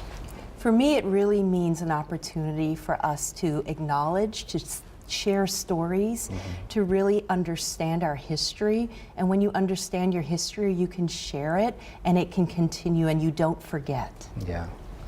Tanya. And I echo her sentiments exactly. And also, for me, Juneteenth means freedom, and it shows that our nation was founded on freedom, and it's American history. So for me, it's a time for us all as Americans to celebrate freedom and what it means to all of us. All month long, we've been celebrating Juneteenth here at KPRC2 and having different folks on. And I think it was our first guest. I asked them, what does Juneteenth mean to them? And I think it caught them off guard. And I was like, no, there's no wrong answer here. There's no wrong answer at all. And that's what this is all about, right? It's about leaning into maybe things you don't know, but you're about to learn, and embracing that, and just being welcoming to the rest of the folks in your community. Absolutely. At the museum, we welcome over 700,000 visitors a year, and for us, every day is a celebration. And this week, we just get to have extra celebrations around Juneteenth. That's it's important. Really awesome. Yeah. And will the book be for sale at the event this weekend? Yes, it'll be available at the event, and it's also available at local booksellers, Kindred Stories, Blue Willow Bookshop, Brazos Bookstore, and all the retailers. places. Yes. All the places. Well, we appreciate you both coming by. A big congratulations. I haven't had a chance to chat with you since you got your big award. Yes. So congratulations. We're so excited. We're so excited. I saw that on the feeds and I was like, oh my goodness. Yes. Congrats to you all. Thank you you both for stopping by. We do appreciate your time this morning. Thank you for having us. Thank you. Thank you. Okay, coming up at 9, we're going to be showing you an encore presentation of our special Discovering Juneteenth in Mexico as we get ready to celebrate the holiday next week. Juneteenth is celebrated in Galveston, as we all know, every year and across the country, but it has its own unique history in a small village in Mexico. And so coming up in the 9 o'clock hour, we're taking you on the road. Your live local news continues in just a few minutes.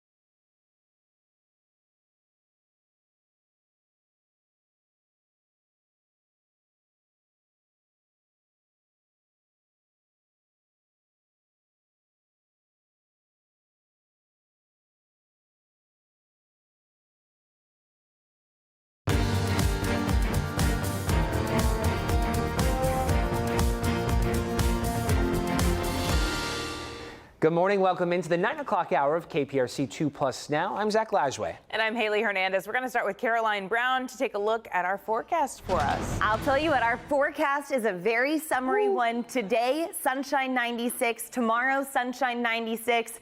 Then some big changes. So I wanted to focus on the tropics because this is what really everyone's going to be talking about as we continue to go through the weekend. Specifically, it's this region in the Bay of Campeche in the far southwest Gulf of Mexico, a 40% chance of development within the next week. That means a tropical depression or a tropical storm is going to be possible, but don't focus on if it gets a name.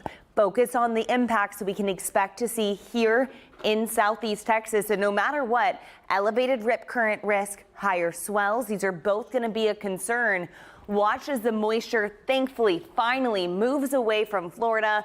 But that means here, starting Sunday afternoon, we'll start to see rain chances. But I think the heaviest of the rainfall falling between Monday and Wednesday. By Tuesday evening, we'll start to see that circulation. So we could see Alberto, and then that system makes landfall. One thing to take note of.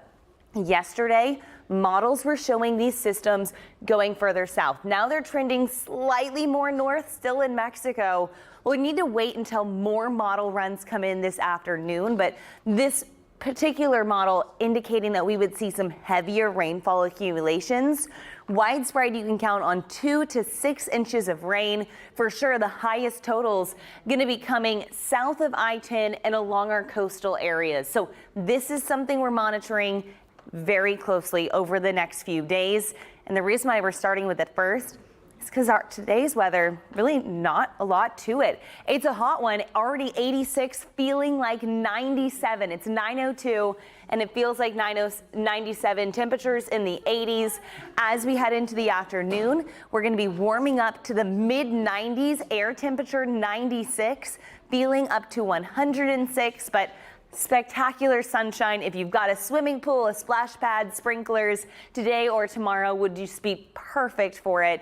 As for your Father's Day, rain chances do move in the latter half of the day. So if you've got some work you need to get done, I'd recommend today through about Sunday morning. That's because Monday, Tuesday, and Wednesday storms are going to be likely, especially Wednesday. And then Thursday, the first day of summer, keeping those rain chances in. So today's really going to be the day to get outside. Zach, Haley, you want to enjoy the sunshine today before the heavy rain moves in. Okay. Yep. Sounds like a plan. Caroline, thank you. Breaking this morning, an inmate who escaped yesterday afternoon has been captured. And Nigel Thomas Sanders escaped as he was being taken back to the Harris County Jail after a court appearance. KPRC2 reporter TJ Parker just heard from deputies in the Cloverleaf area. What are they telling you, TJ? Well, Sanders had been on the run for almost, or a little over 12 hours, that is. Deputies found him at his mom's house here in the Cloverleaf area around 3:30 this morning. They say he resisted arrest, so they had to use their taser on him to get him into custody. They also arrested his mom as well as his sister, saying that they helped him get away, helped him hide, that is. Again, he was found at his mom's house here just down the street from us. Let's show you the scene, though, from yesterday when he did escape from police custody. This all started when he escaped around 3:30 yesterday afternoon when sheriff deputies were taking him from a court appearance back to the Harris County Jail. When he got away, he then carjacked a district attorney's office employee outside of the courthouse. He was then able to get into the car and threatened her with a knife, causing her to immediately crash her car. He then got out and ran and jumped into Buffalo Bayou, which was nearby. The search for him, as I'd mentioned, lasted hours, and deputies are now thanking the community for all their tips that came in that eventually helped them lead them to this location here at his mom's house in Cloverleaf. So on top of those original 4 charges, he was already in jail on 4 charges. He is now facing additional charges, as you can imagine, guys, including aggravated robbery and escape. And you can also imagine, and we heard this from deputies, that there will be an internal investigation as to how he was able to escape yesterday. Guys, we'll send it back to you. Okay, TJ, thank you very much. Yeah, and TJ, you know, we know that that's a busy area. So are there any precautions that they're taking or that were taken during this time? Right, so you can imagine that this happened at around 3:30 yesterday afternoon. So this is just as the day is wrapping up, and you both know that area well down there by the courthouse and the jail at that area on San Jacinto Street, a very busy area no matter what time of the day, really. And so they did have to put the jail on a lockdown briefly as as Sanders had taken off. They also put UH downtown on a brief lockdown for 2 hours as well. But again, the good news this morning is after 12 hours of him being missing on the run yesterday, they were able to find him here at his mom's house early this morning. All right, thank you, TJ.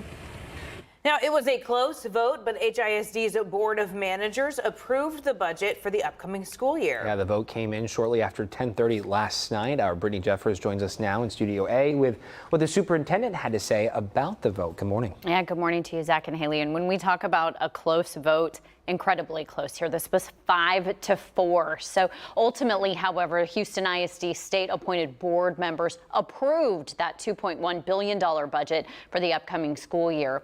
Now, this vote follows 2 public workshops that were held over the last month. And you may recall Superintendent Mike Miles laid out a massive $528 million shortfall that the district is currently facing.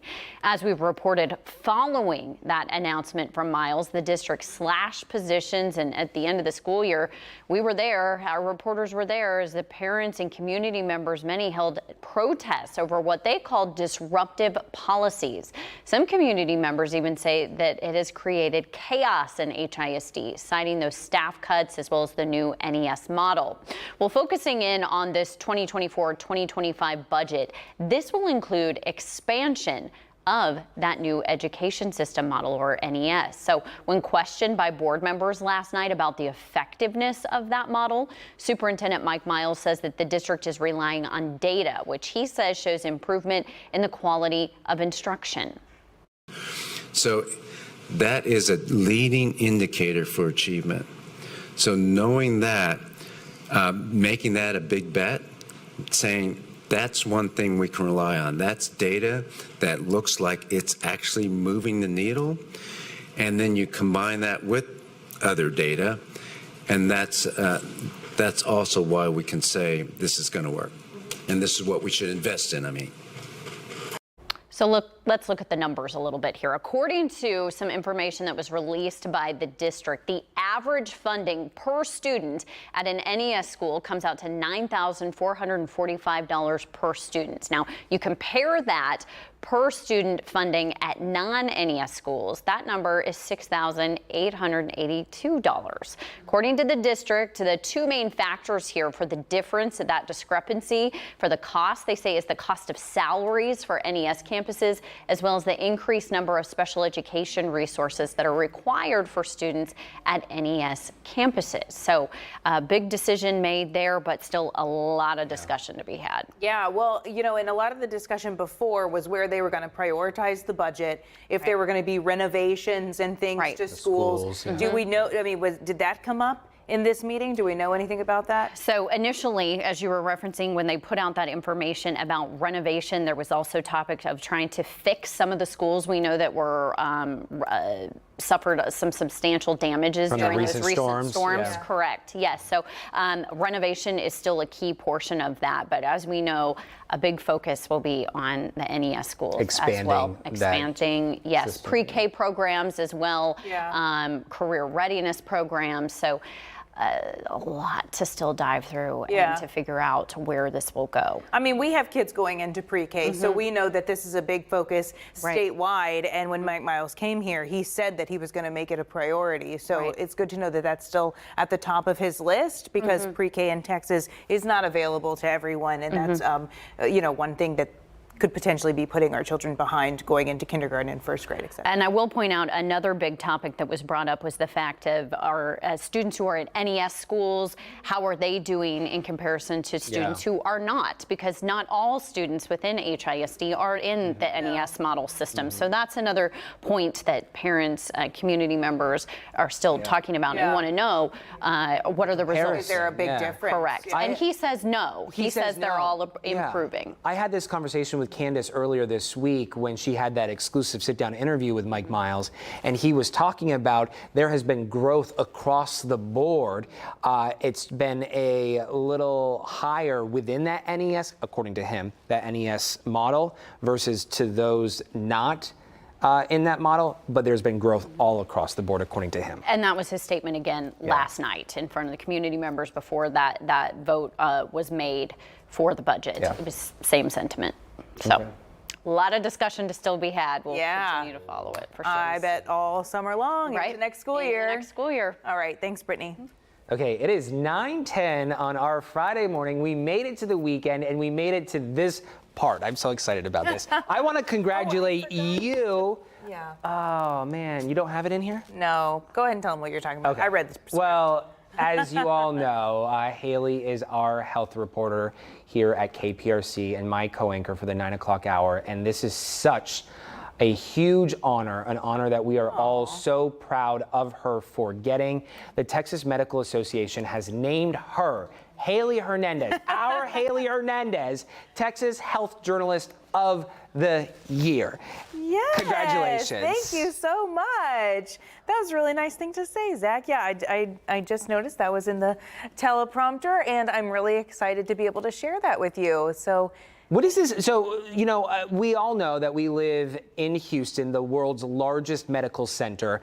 But we were talking the other day, and you put it so well, and I don't want to quote you, but you were saying how, you know, yes, we are fortunate in that we have access to the best healthcare in the world. Yeah.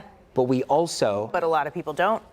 Yep. Correct. So that disparity is real. The disparity is huge in Houston, you know. So yeah, I have the exciting job of working as a health reporter in the city that has the largest medical center in the world. I mean, if you need a doctor for some kind of a specialty, we have the doctor. You know, I mean, we always have the best of the best who works right here in Houston, and that is something that is so precious to us.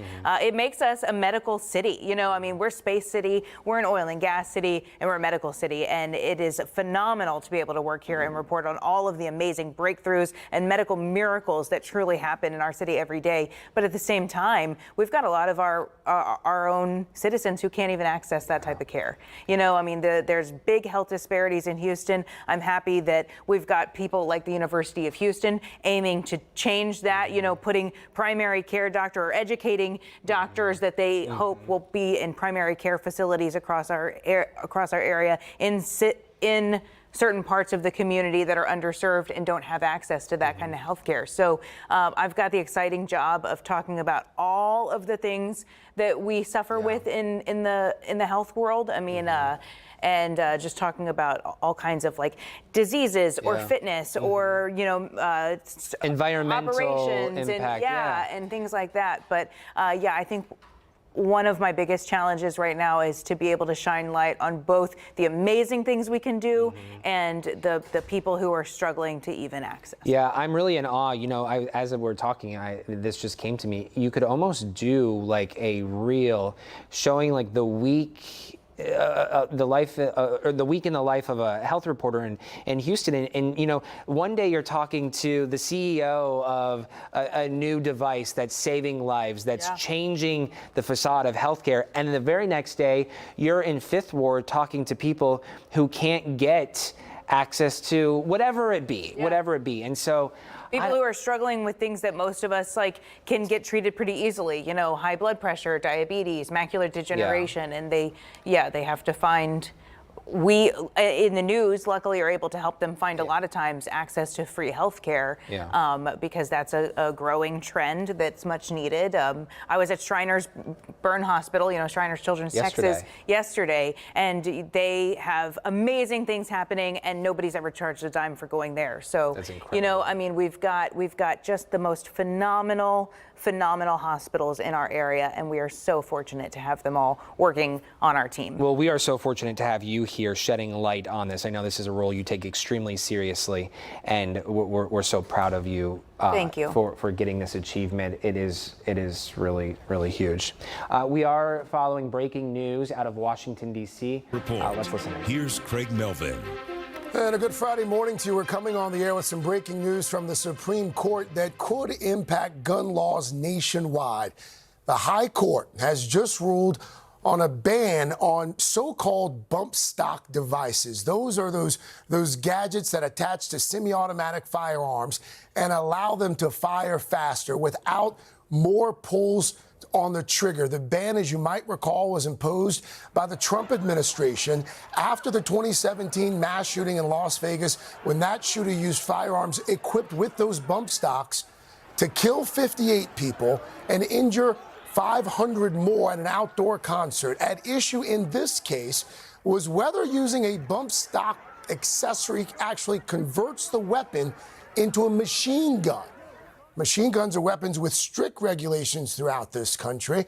There's a lot to unpack right now. Let's bring in our senior legal correspondent, Laura Jarrett, to walk us through the decision. Our chief White House correspondent, Peter Alexander, also with us to talk about potential political implications here. At the heart of this case, essentially, the mechanism of the bump stock itself and potential implications for owners as well. This was a 6-3 decision. Yeah, it split along ideological lines, familiar ideological lines, with Justice Thomas writing for the majority, the conservative court here. It's an interesting rule here. This was the Biden administration, the Biden Justice Department, defending a rule that had been done under the Trump administration. As you mentioned, in the wake of the Vegas shooting, the most deadly mass shooting still in the modern history. And essentially, because the bump stock, the accessory that makes it easier to fire, doesn't meet the definition of a machine gun, it means they exceeded their authority. Now, it doesn't mean Congress couldn't come along and pass a different federal law, but it's not for the ATF, the Alcohol, Tobacco, and Firearms, to do by itself. And therefore,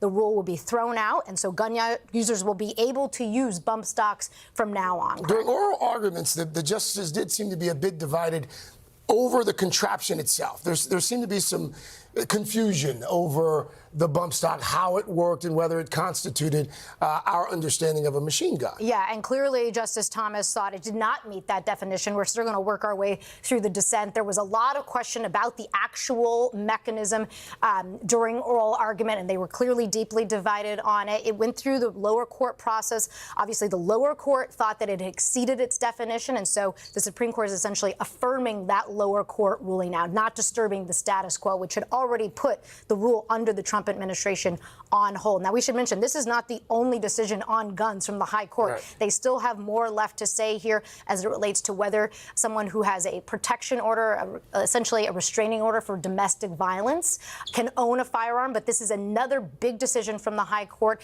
after a monumental decision just 2 years ago saying that people could arm themselves in public. So this is another time where the court is now weighing in on such an important hot-button issue for the day. I'll just say very quickly, this is going to be another sort of point of distinction that the Biden campaign is going to try to capitalize on. We expect to hear from them a short time from now. Reproductive rights, obviously, being another example of this. President Biden, who just this week spoke to a big gun, a group that is pursuing gun restrictions right now, has made the case that if he is reelected, he's going to try to pursue an assault weapons ban. And Donald Trump, for his part, has said in recent months that he would roll back any Biden attacks on the Second Amendment if reelected. All right. Our chief White House correspondent, Peter Alexander, senior legal correspondent, Laura Jarrett, a big thanks to both of you. Again, breaking news right now from the Supreme Court. The ATF cannot regulate so-called bump stocks. That's going to conclude this NBC News special report. More on our streaming network, NBC News Now, and of course, a full wrap-up tonight on NBC Nightly News. For now, we'll return most of you to the Today Show. I'm Craig Melvin. Thank you for watching. Okay, a major decision handed down by the Supreme Court. So breaking down that ban. Yeah, so something we'll continue to follow throughout the day and bring you the latest right here on KPRC2. It is 9:18. We'll be right back.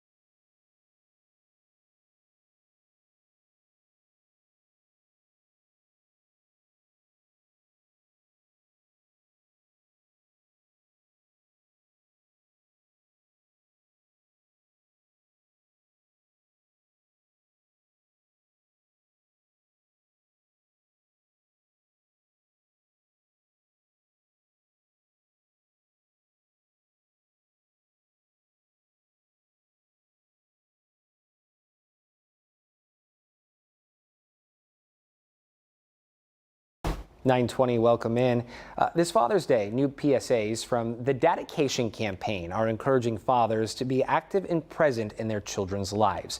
Joining us live this morning to explain more about the campaign is Kenneth Braswell, CEO of Fathers Incorporated and Director of the National Responsible Fatherhood Clearinghouse. Good morning, sir. Thank you so much for your time. Before we begin, happy Father's Day to you, coming up on Sunday. Good morning, Zach. Thank you so much. And the same to you, if not to all of your listeners out there who are dads. Awesome. We appreciate that. Talk to us about this campaign and the difference on why and how it's making in communities across the country. Well, we created this campaign some years ago with the idea of really speaking about the dedication that dads have in the lives of their children. Thus the name Dedication, which really means that you never stop being a dad and being there for your kids, even when parenting is not easy or you don't have all the answers. And so what we wanted to lean into was real life stories of fathers around the country that are speaking to both the struggles that they may have in being parents and the love that they have for being a parent and the love that they want to exude on their children. These 3 PSAs that we're releasing this year is focused on young dads, because we understand that they come to the table with very different issues when it comes to fathering, but we wanted them to hear stories of fathers from around the country talking about their love for their children and their love for wanting to be engaged, involved, in essence, having dedication. And letting them be examples to these young men who might be in need of that. Talk to us. I know this campaign really highlights, both the triumphs and challenges when it comes to fatherhood.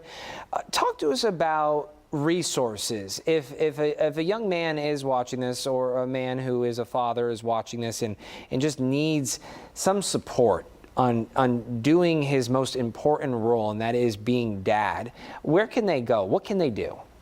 Absolutely. There are a couple of different resources. Our main resource is fatherhood.gov. So if you simply come to fatherhood.gov, you can find all kinds of resources, from tip cards to videos to resources, also to programs. There are several programs around the country that work specifically with fathers. Some of those programs are right there in the Houston area. If you just go to the program map and type in Houston, you will see the organizations in Houston that are primarily working with serving fathers and giving support to fathers.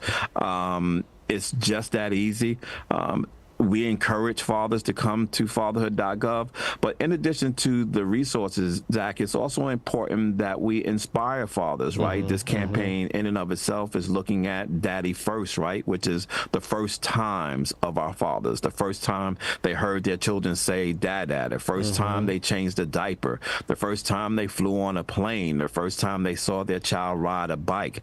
All of these firsts, which are really the heartstrings of us being dads. And we wanted to capture that feeling and that inspiration for our dads, just to show them that although, we want to hold some level of responsibility to you, that we also want you to be inspired, and we also want you to understand that we care about how you care about your children. Yeah, ultimately leading to success, ensuring that these dads are the most successful they can be. Kenneth, we so much appreciate your time this morning. Thank you so much, and happy Father's Day to your listeners. Thank you. After the break, we're showing an encore presentation of our special Discovering Juneteenth in Mexico as we get ready to celebrate the holiday coming up next week. Juneteenth is celebrated in Galveston every year, as it is across the country, but it has its own unique history to a small town in Mexico, and we're bringing you there coming up on the news at 9.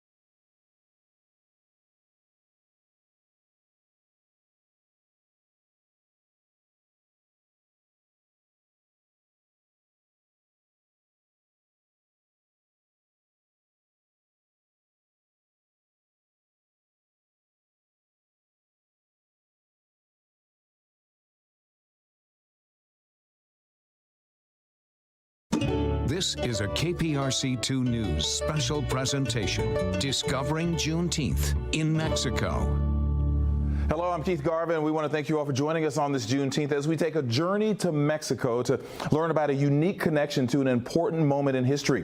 Juneteenth has been observed in Texas now for 158 years, but it is also celebrated in a small village in Mexico. It is called Nacimiento de los Negros, a community with Juneteenth roots that grew from a combination of Mexican, African, and Seminole culture.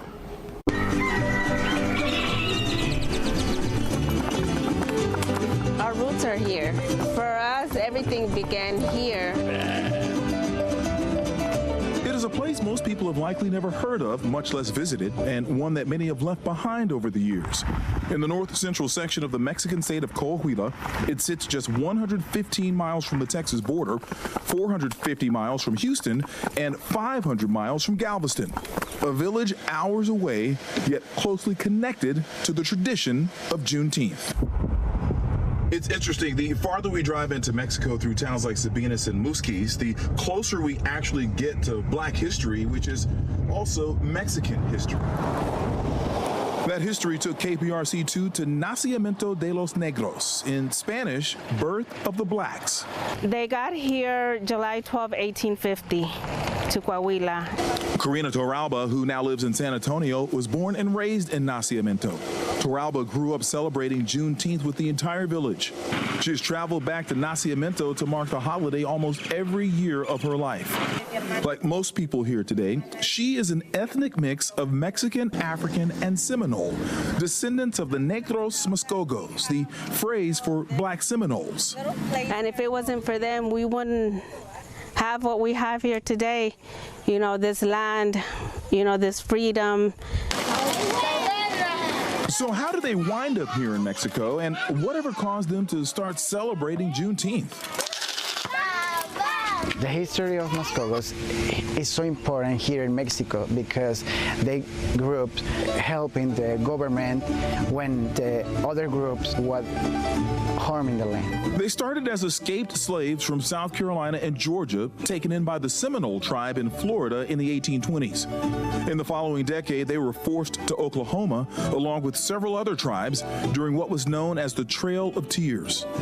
Although many had intermarried with the Florida Seminoles, because of their noticeably darker skin, they were under constant threat of kidnapping by slave traders. They eventually fled to Texas, then Mexico, where slavery had been abolished in 1829. The government granted them citizenship based on several stipulations. If the Black Seminoles would defend the country's northern border and take Mexican names, they would receive money, livestock, and tools, plus 70,000 acres of land.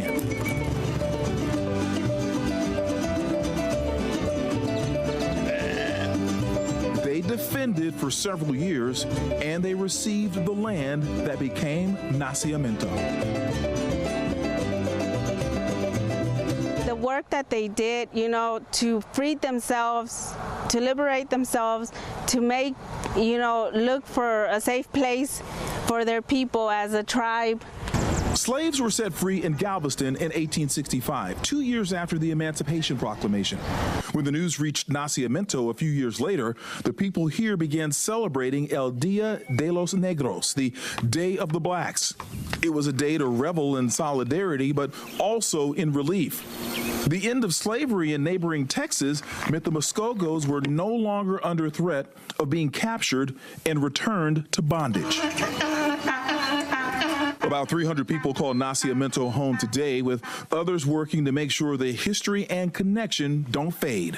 It's real special to me now because my father is now gone. So it's really close to my heart because that's my ancestors, that's my history. Dina Rodriguez's parents were born and raised in Nacimiento. Rodriguez lives in Lubbock, but travels here often to visit and to celebrate Juneteenth, something friends and neighbors find interesting. Why are they celebrating that there?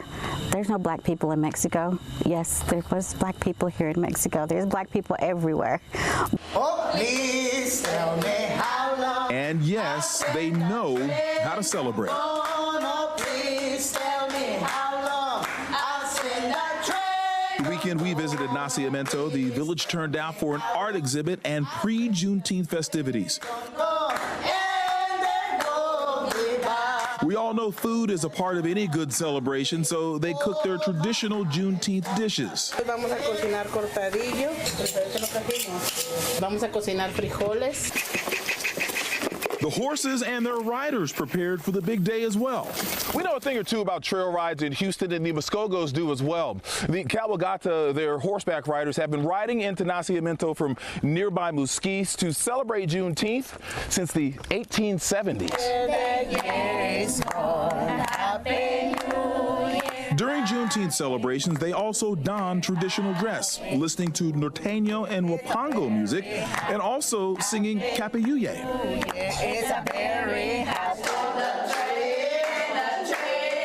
Hand-clapped ancestral hymns passed down by enslaved peoples to their descendants, all to remember their past, which includes Juneteenth for the Negros Muskogos, a past they are holding on to so they are remembered well into the future.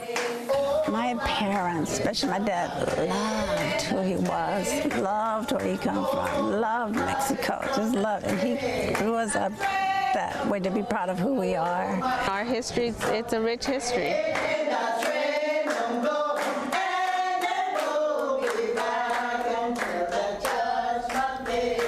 And we will continue our journey to Nacimiento shortly, but first I'm joined by my co-anchor, Daniela Guzman, and photojournalist Roger Franco, the man who was right there with me, filming all of that. Yeah, so glad that both of you are here with us. Guys, how fascinating to see those cultures just blending together, the music, the food. It was just so fascinating to see. And I think it's something that, Keith, people would be really surprised to see, you know, a village like this, the connection it has to Juneteenth. How did you find out about this village and the culture?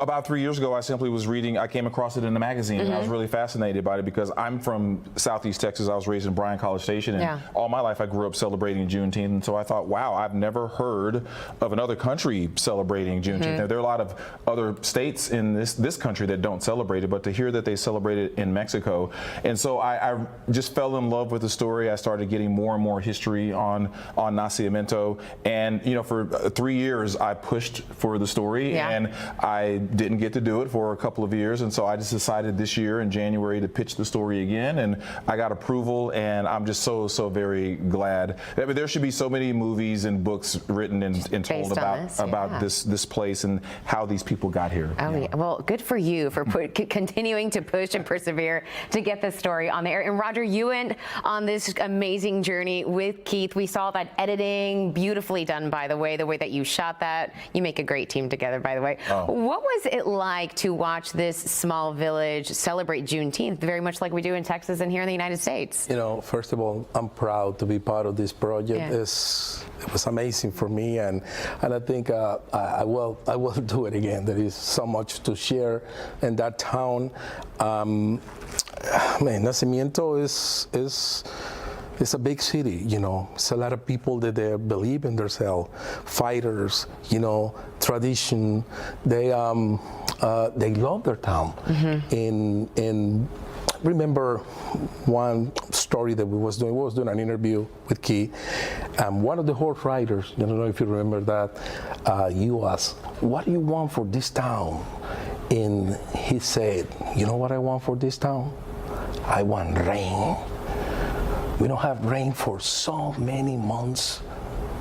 Animals need rain. Rain, yeah. The land need rain. And guess what? Look like God. He was listening to our interview because the next day, what happened? Next day, rain. It rained. A lot of my rain, gosh. yes. Wow. Well, you guys amazing. brought on the rain, maybe. Possibly, yeah. I followed Roger's lead so many cases that stand up on the horse. I was only going to stand next to the horse, and Roger said, no, get on the horse and do it. I was like, okay, I've taken lessons before. You guys made a great team. Great job with that. Thanks so much. All right, our trip to Nacimiento is just beginning. Still ahead on Discovering Juneteenth in Mexico, the culture of Nacimiento through the eyes of an artist. The people were warriors. I mean, literally, the Mexican government hired them to protect the borders. They're naturally fighters. How this project is capturing their strength and their heritage. Next.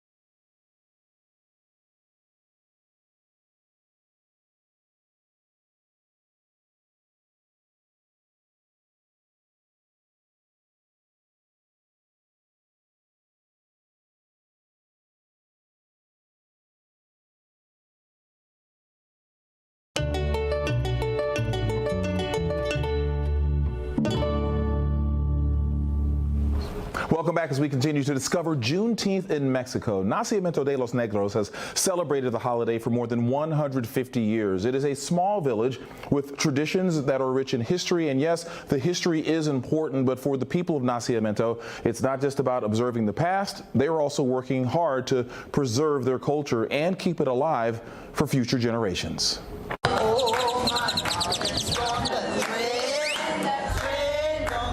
In the Mexican village of Nacimiento, they cook, they sing, they honor their connections to their rich culture and history. History that began in the face of American slavery, wound its way through Oklahoma and Texas on a trail of tears, and eventually into Mexico for the hope of freedom. A history that includes the celebration of Juneteenth. And I would say, okay, and I would tell them about the Seminole with the Black Seminole Indians that, you know, interacted with the Seminoles and learned from each other, and we intermarried, and here we are. Here I am. They are here, and they are trying to hold on to their heritage. This stone stands as a monument to the Nacimiento tribe, the Negros Muskogos, whose community was born right here in Mexico in 1852, just over 100 miles from the Texas border. The Muskogos earned their land and citizenship by making good on a promise to the Mexican government to defend the country's northern border against hostile tribes in the 1850s. A few years after learning slaves in Galveston were finally free, the Muskogos began their own celebration of Juneteenth. The celebration continues today the Nacimiento way. The culture is rich but fragile, as many young people have left over the years for jobs and opportunity across Mexico and in the U.S. But today, new signs of hope to keep the culture intact. You know, our history, it's a rich history. Karina Torralba of San Antonio was born and raised in Nacimiento and travels here multiple times each year to stay connected. She helped create the village's Casa de Cultura, a cultural center to encourage the old to remember their heritage and the young to embrace it. Karina, why is this place so important to you? You know, I could remember being little and, you know, going to the river and just, it was a different feeling than living in the United States. It's one of my favorite places to be.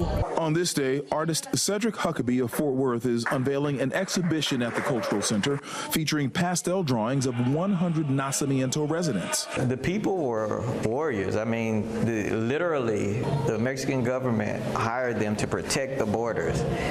They're naturally fighters. The project is being funded by the prestigious U.S. Fulbright program.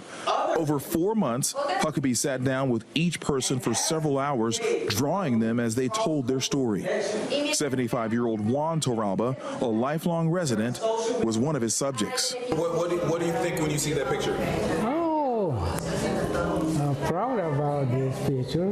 Huckabee says while this mix of Mexican, African, and Seminole culture is distinct, there are strong connections to the community of Black Americans.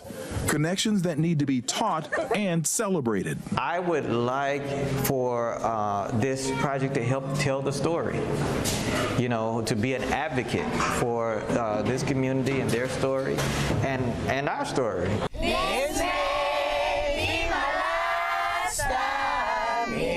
They are trying to spread the story near and far. Just 20 miles away in the larger city of Musquis, the museum has a section dedicated to the Muskogos. Okay, this is a picture of the Seminole Indian Scouts. Those dedicated to Nacimiento believe the more people know of their story, the more people will love it. The more people know, hopefully many more will appreciate and come visit and help this community not only survive, but preserve, grow, and flourish. You know, we want the community to thrive. We want the children and the people there to know all the correct history of how it came to be. Oh, wow. And Keith, you know that line from your story, holding onto their heritage, really is a great way to put it, because you can see from the cultural center, the art, the food, the way everyone gathers to protect it, there really is an intentional effort to preserve their culture there. Yeah, right. And you saw two great examples right there. First, the cultural center itself, Karina Torralba, and others very instrumental in getting that built, and they want it to grow and flourish. They really want that to be the heartbeat of the community, so people not only preserve the culture, but they want their younger people to really embrace it as well. And they're starting to find new ways to engage the younger folks, and it's working. They are getting more interested in their history. And of course, that artwork, the goal is those were pastel drawings. The goal is to turn those pastel drawings into paintings, and then all that work is eventually going to be displayed, they hope, at museums across the country and really across the world. Yeah, that would bring so much attention to it, which is exactly what they want. Roger, you know, I have found, as being out with photographers for many years as a reporter, that you guys see things that we don't see, and you see things very differently, and you hear things that maybe we don't. What was it like for you to see the artwork and the food and you know, as a photojournalist, being able to document that for you? You know, I love nature, and it's beautiful, you know, to see the background of the town, El Nacimiento, La Sierra Madre or Santa Rosa. It's so beautiful, you know, to see that. It's like a decoration in that town. And yeah, I see on those pictures heroes, you know, people that they like to fight, you know, for his town. You know, they're proud. Yeah, their culture. You know, their culture, exactly. So, you know, I'm proud to be part of this project. You know, if I had the chance to do it again, I will. You would? I'm curious about the food. Well, actually, they was preparing the cortadillo. It's like beef. It's beef. Okay. They cut it in small pieces, and then they cook it like for an hour and a half, and then they start throwing the onions, the jalapenos. Is it like a Mexican fusion, or it has like jalapenos and things like that? Yeah, it's like spicy. Yeah, we can say it's like a traditional food for those for Juneteenth. Yeah. And they have also the mashed potato, the charros, the beans. Charros. Yeah. And yeah, it was. And the ensalada de las papas? Ensalada. Yeah, potatoes. Did you guys get to try the food? Yeah, a little bit. Yes, Oh, yeah. wow. I remember having a dish of saltfish. It was so good. I don't know what kind of fish it was, but it was well seasoned. Yeah. It tasted really, really good. Yes. Wow, that's great. Yeah, it was a great time to be there. It was a really great experience, I think, for both of us, we can say. Yeah, it is. It was a great experience. Indeed. All right, our focus so far has been Nacimiento, but in our next segment, our journey takes us to a nearby town. Still ahead, we travel 20 miles to the east to Melchor Muzquis, known as the Magic City. Pueden hacer senderismo. They can go hiking. They can be with family, sharing a good time. There are tour operators that offer guided tours in that area. How this small village aims to preserve the region's culture and become a tourist destination.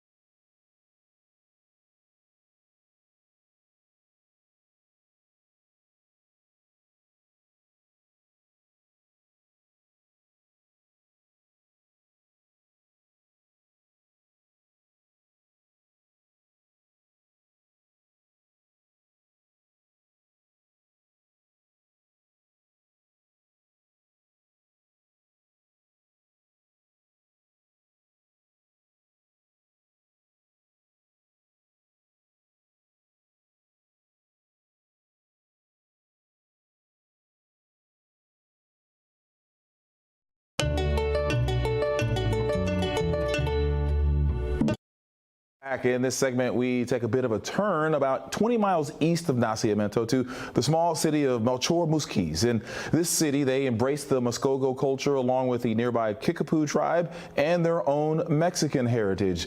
You may not be familiar with Musquis, but the people there are hoping to change that.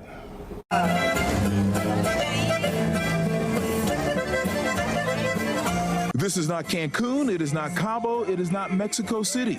But the folks here aren't trying to be any of those places. We're in the city of Melchor Musquis, Coahuila, a magical town. We're located in the north of the state of Coahuila in Mexico. You heard correct. Melchor Musquis. Musquis for short. Musquis is nicknamed the Magic City, and they were working to use some of that magic to hopefully turn this place into a tourist destination. With no beach in sight, the people in this town of nearly 50,000 say no problem. They are relying on nature, culture, and history to be the draw. One attraction is La Cascada Park, which sits in the foothills of the Sierra Madre. The park's main feature is a tributary of the Sabinas River, a flowing river, which is a rarity in the Chihuahuan Desert. And this is the Plaza Principal. Jordi Barrera is a local tour guide and historian. Barrera says the eventual goal will be something similar to San Antonio's Riverwalk, but with a focus on nature. Pueden hacer senderismo. They can go hiking, they can be with family, sharing a good time. There are tour operators that offer guided tours in that area. Another outdoor attraction is the Maderas del Carmen, a 520,000-acre biosphere reserve, which connects to Big Bend National Park at the Texas border. But Musquis also has much to offer inside the city. In Musquis, two ethnic groups live in Musquis, the Indians that are Kickapoo Indians and the Muskogoos. Y los negros Muskogos. In Musquis, the locals embrace their Mexican heritage along with the Kickapoo and Muskogo tribes that live just east of town. Lo más especial para mí the most magical thing for me about our magical town of Musquis is the presence of two cultures which have been preserved over time. And it's something special because even though things are changing, they preserve their traditions and cultures. Preservan sus tradiciones y culturas. That tradition and culture can be experienced at the town's museum. Another jewel is the beautiful Santa Rosa de Lima Church in the town plaza. A look inside this structure, built when the town was founded in 1739, is simply breathtaking.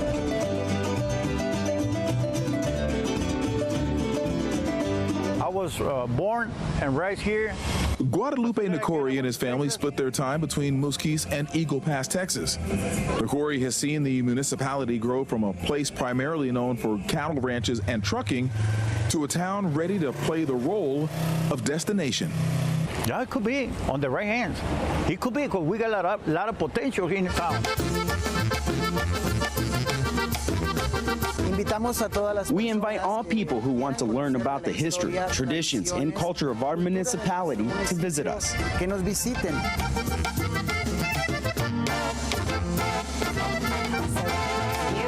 And the music is great. You know, Musquis is really just another beautiful part of Mexico. But your main reason for going was to learn a little bit more about Nacimiento. How did you end up in Musquis? Well, it's pretty simple. We stayed in a hotel in Sabinas, and we had to go to Nacimiento, and Musquis was right in the middle. So we had to pass through it, about 7, 8 times, and it just was a really fascinating city. It's not large, but it was just so very vibrant, and we had to pass the town plaza there each time, and there just was a lot of life there. And so our guide, Jordi Barrera, actually, even though he knows a ton about Nacimiento and spends so much time in Nacimiento, he's actually from Musquis, and he gave us a lot of information. And each day we were there, we just realized it was more and more fascinating. So we decided to do another story on Musquis. No, I mean, completely worth it. It is gorgeous. So, okay, Roger, it's they want to grow it as a tourism destination. We heard say that. Is this something you would vacation to? Yeah, definitely. Yeah? They have also one museum that we forgot to get, but that's another story that we had to do about Pancho Villa, La Revolución. It was something that they it's like a tradition, like a history, because actually Pancho Villa was there in that town, you know, in Musquis. So, I think Musquis also, Melchor Musquis have a lot of story. It looks pretty, history. yeah, it looks pretty relaxing, and it seems like they're getting ready. They're building more hotels, you said. They are more hotels. To welcome this tourism. Indeed, widening roads. It's really, Coahuila is a very safe state anyway, but in that particular region, safety is not an issue. There are a lot of people who come from Eagle Pass and other places all the time, and so they're hoping that they can turn into something fascinating. Yes. Yeah. All right, that wraps up our special presentation, Discovering Juneteenth in Mexico. Thank you for going on this important journey with us.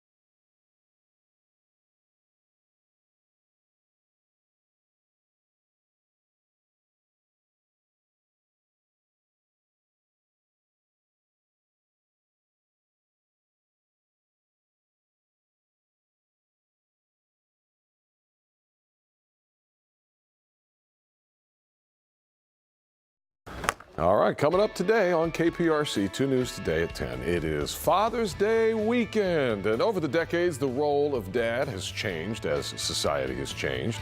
We have an in-studio guest this morning talking about how fathers can be the best role model for our children. Also in studio today, we'll have 2 actors from Montrose Theater House. They will talk about their production, Case for the Existence of God, playing now at Stages. Yeah, it's that time of year. Temperatures inside vehicles are unbearable. We've seen this time and time again. Sadly, a child dies every 10 days on average around the country from being left in a hot car. How you can prevent this tragedy from happening?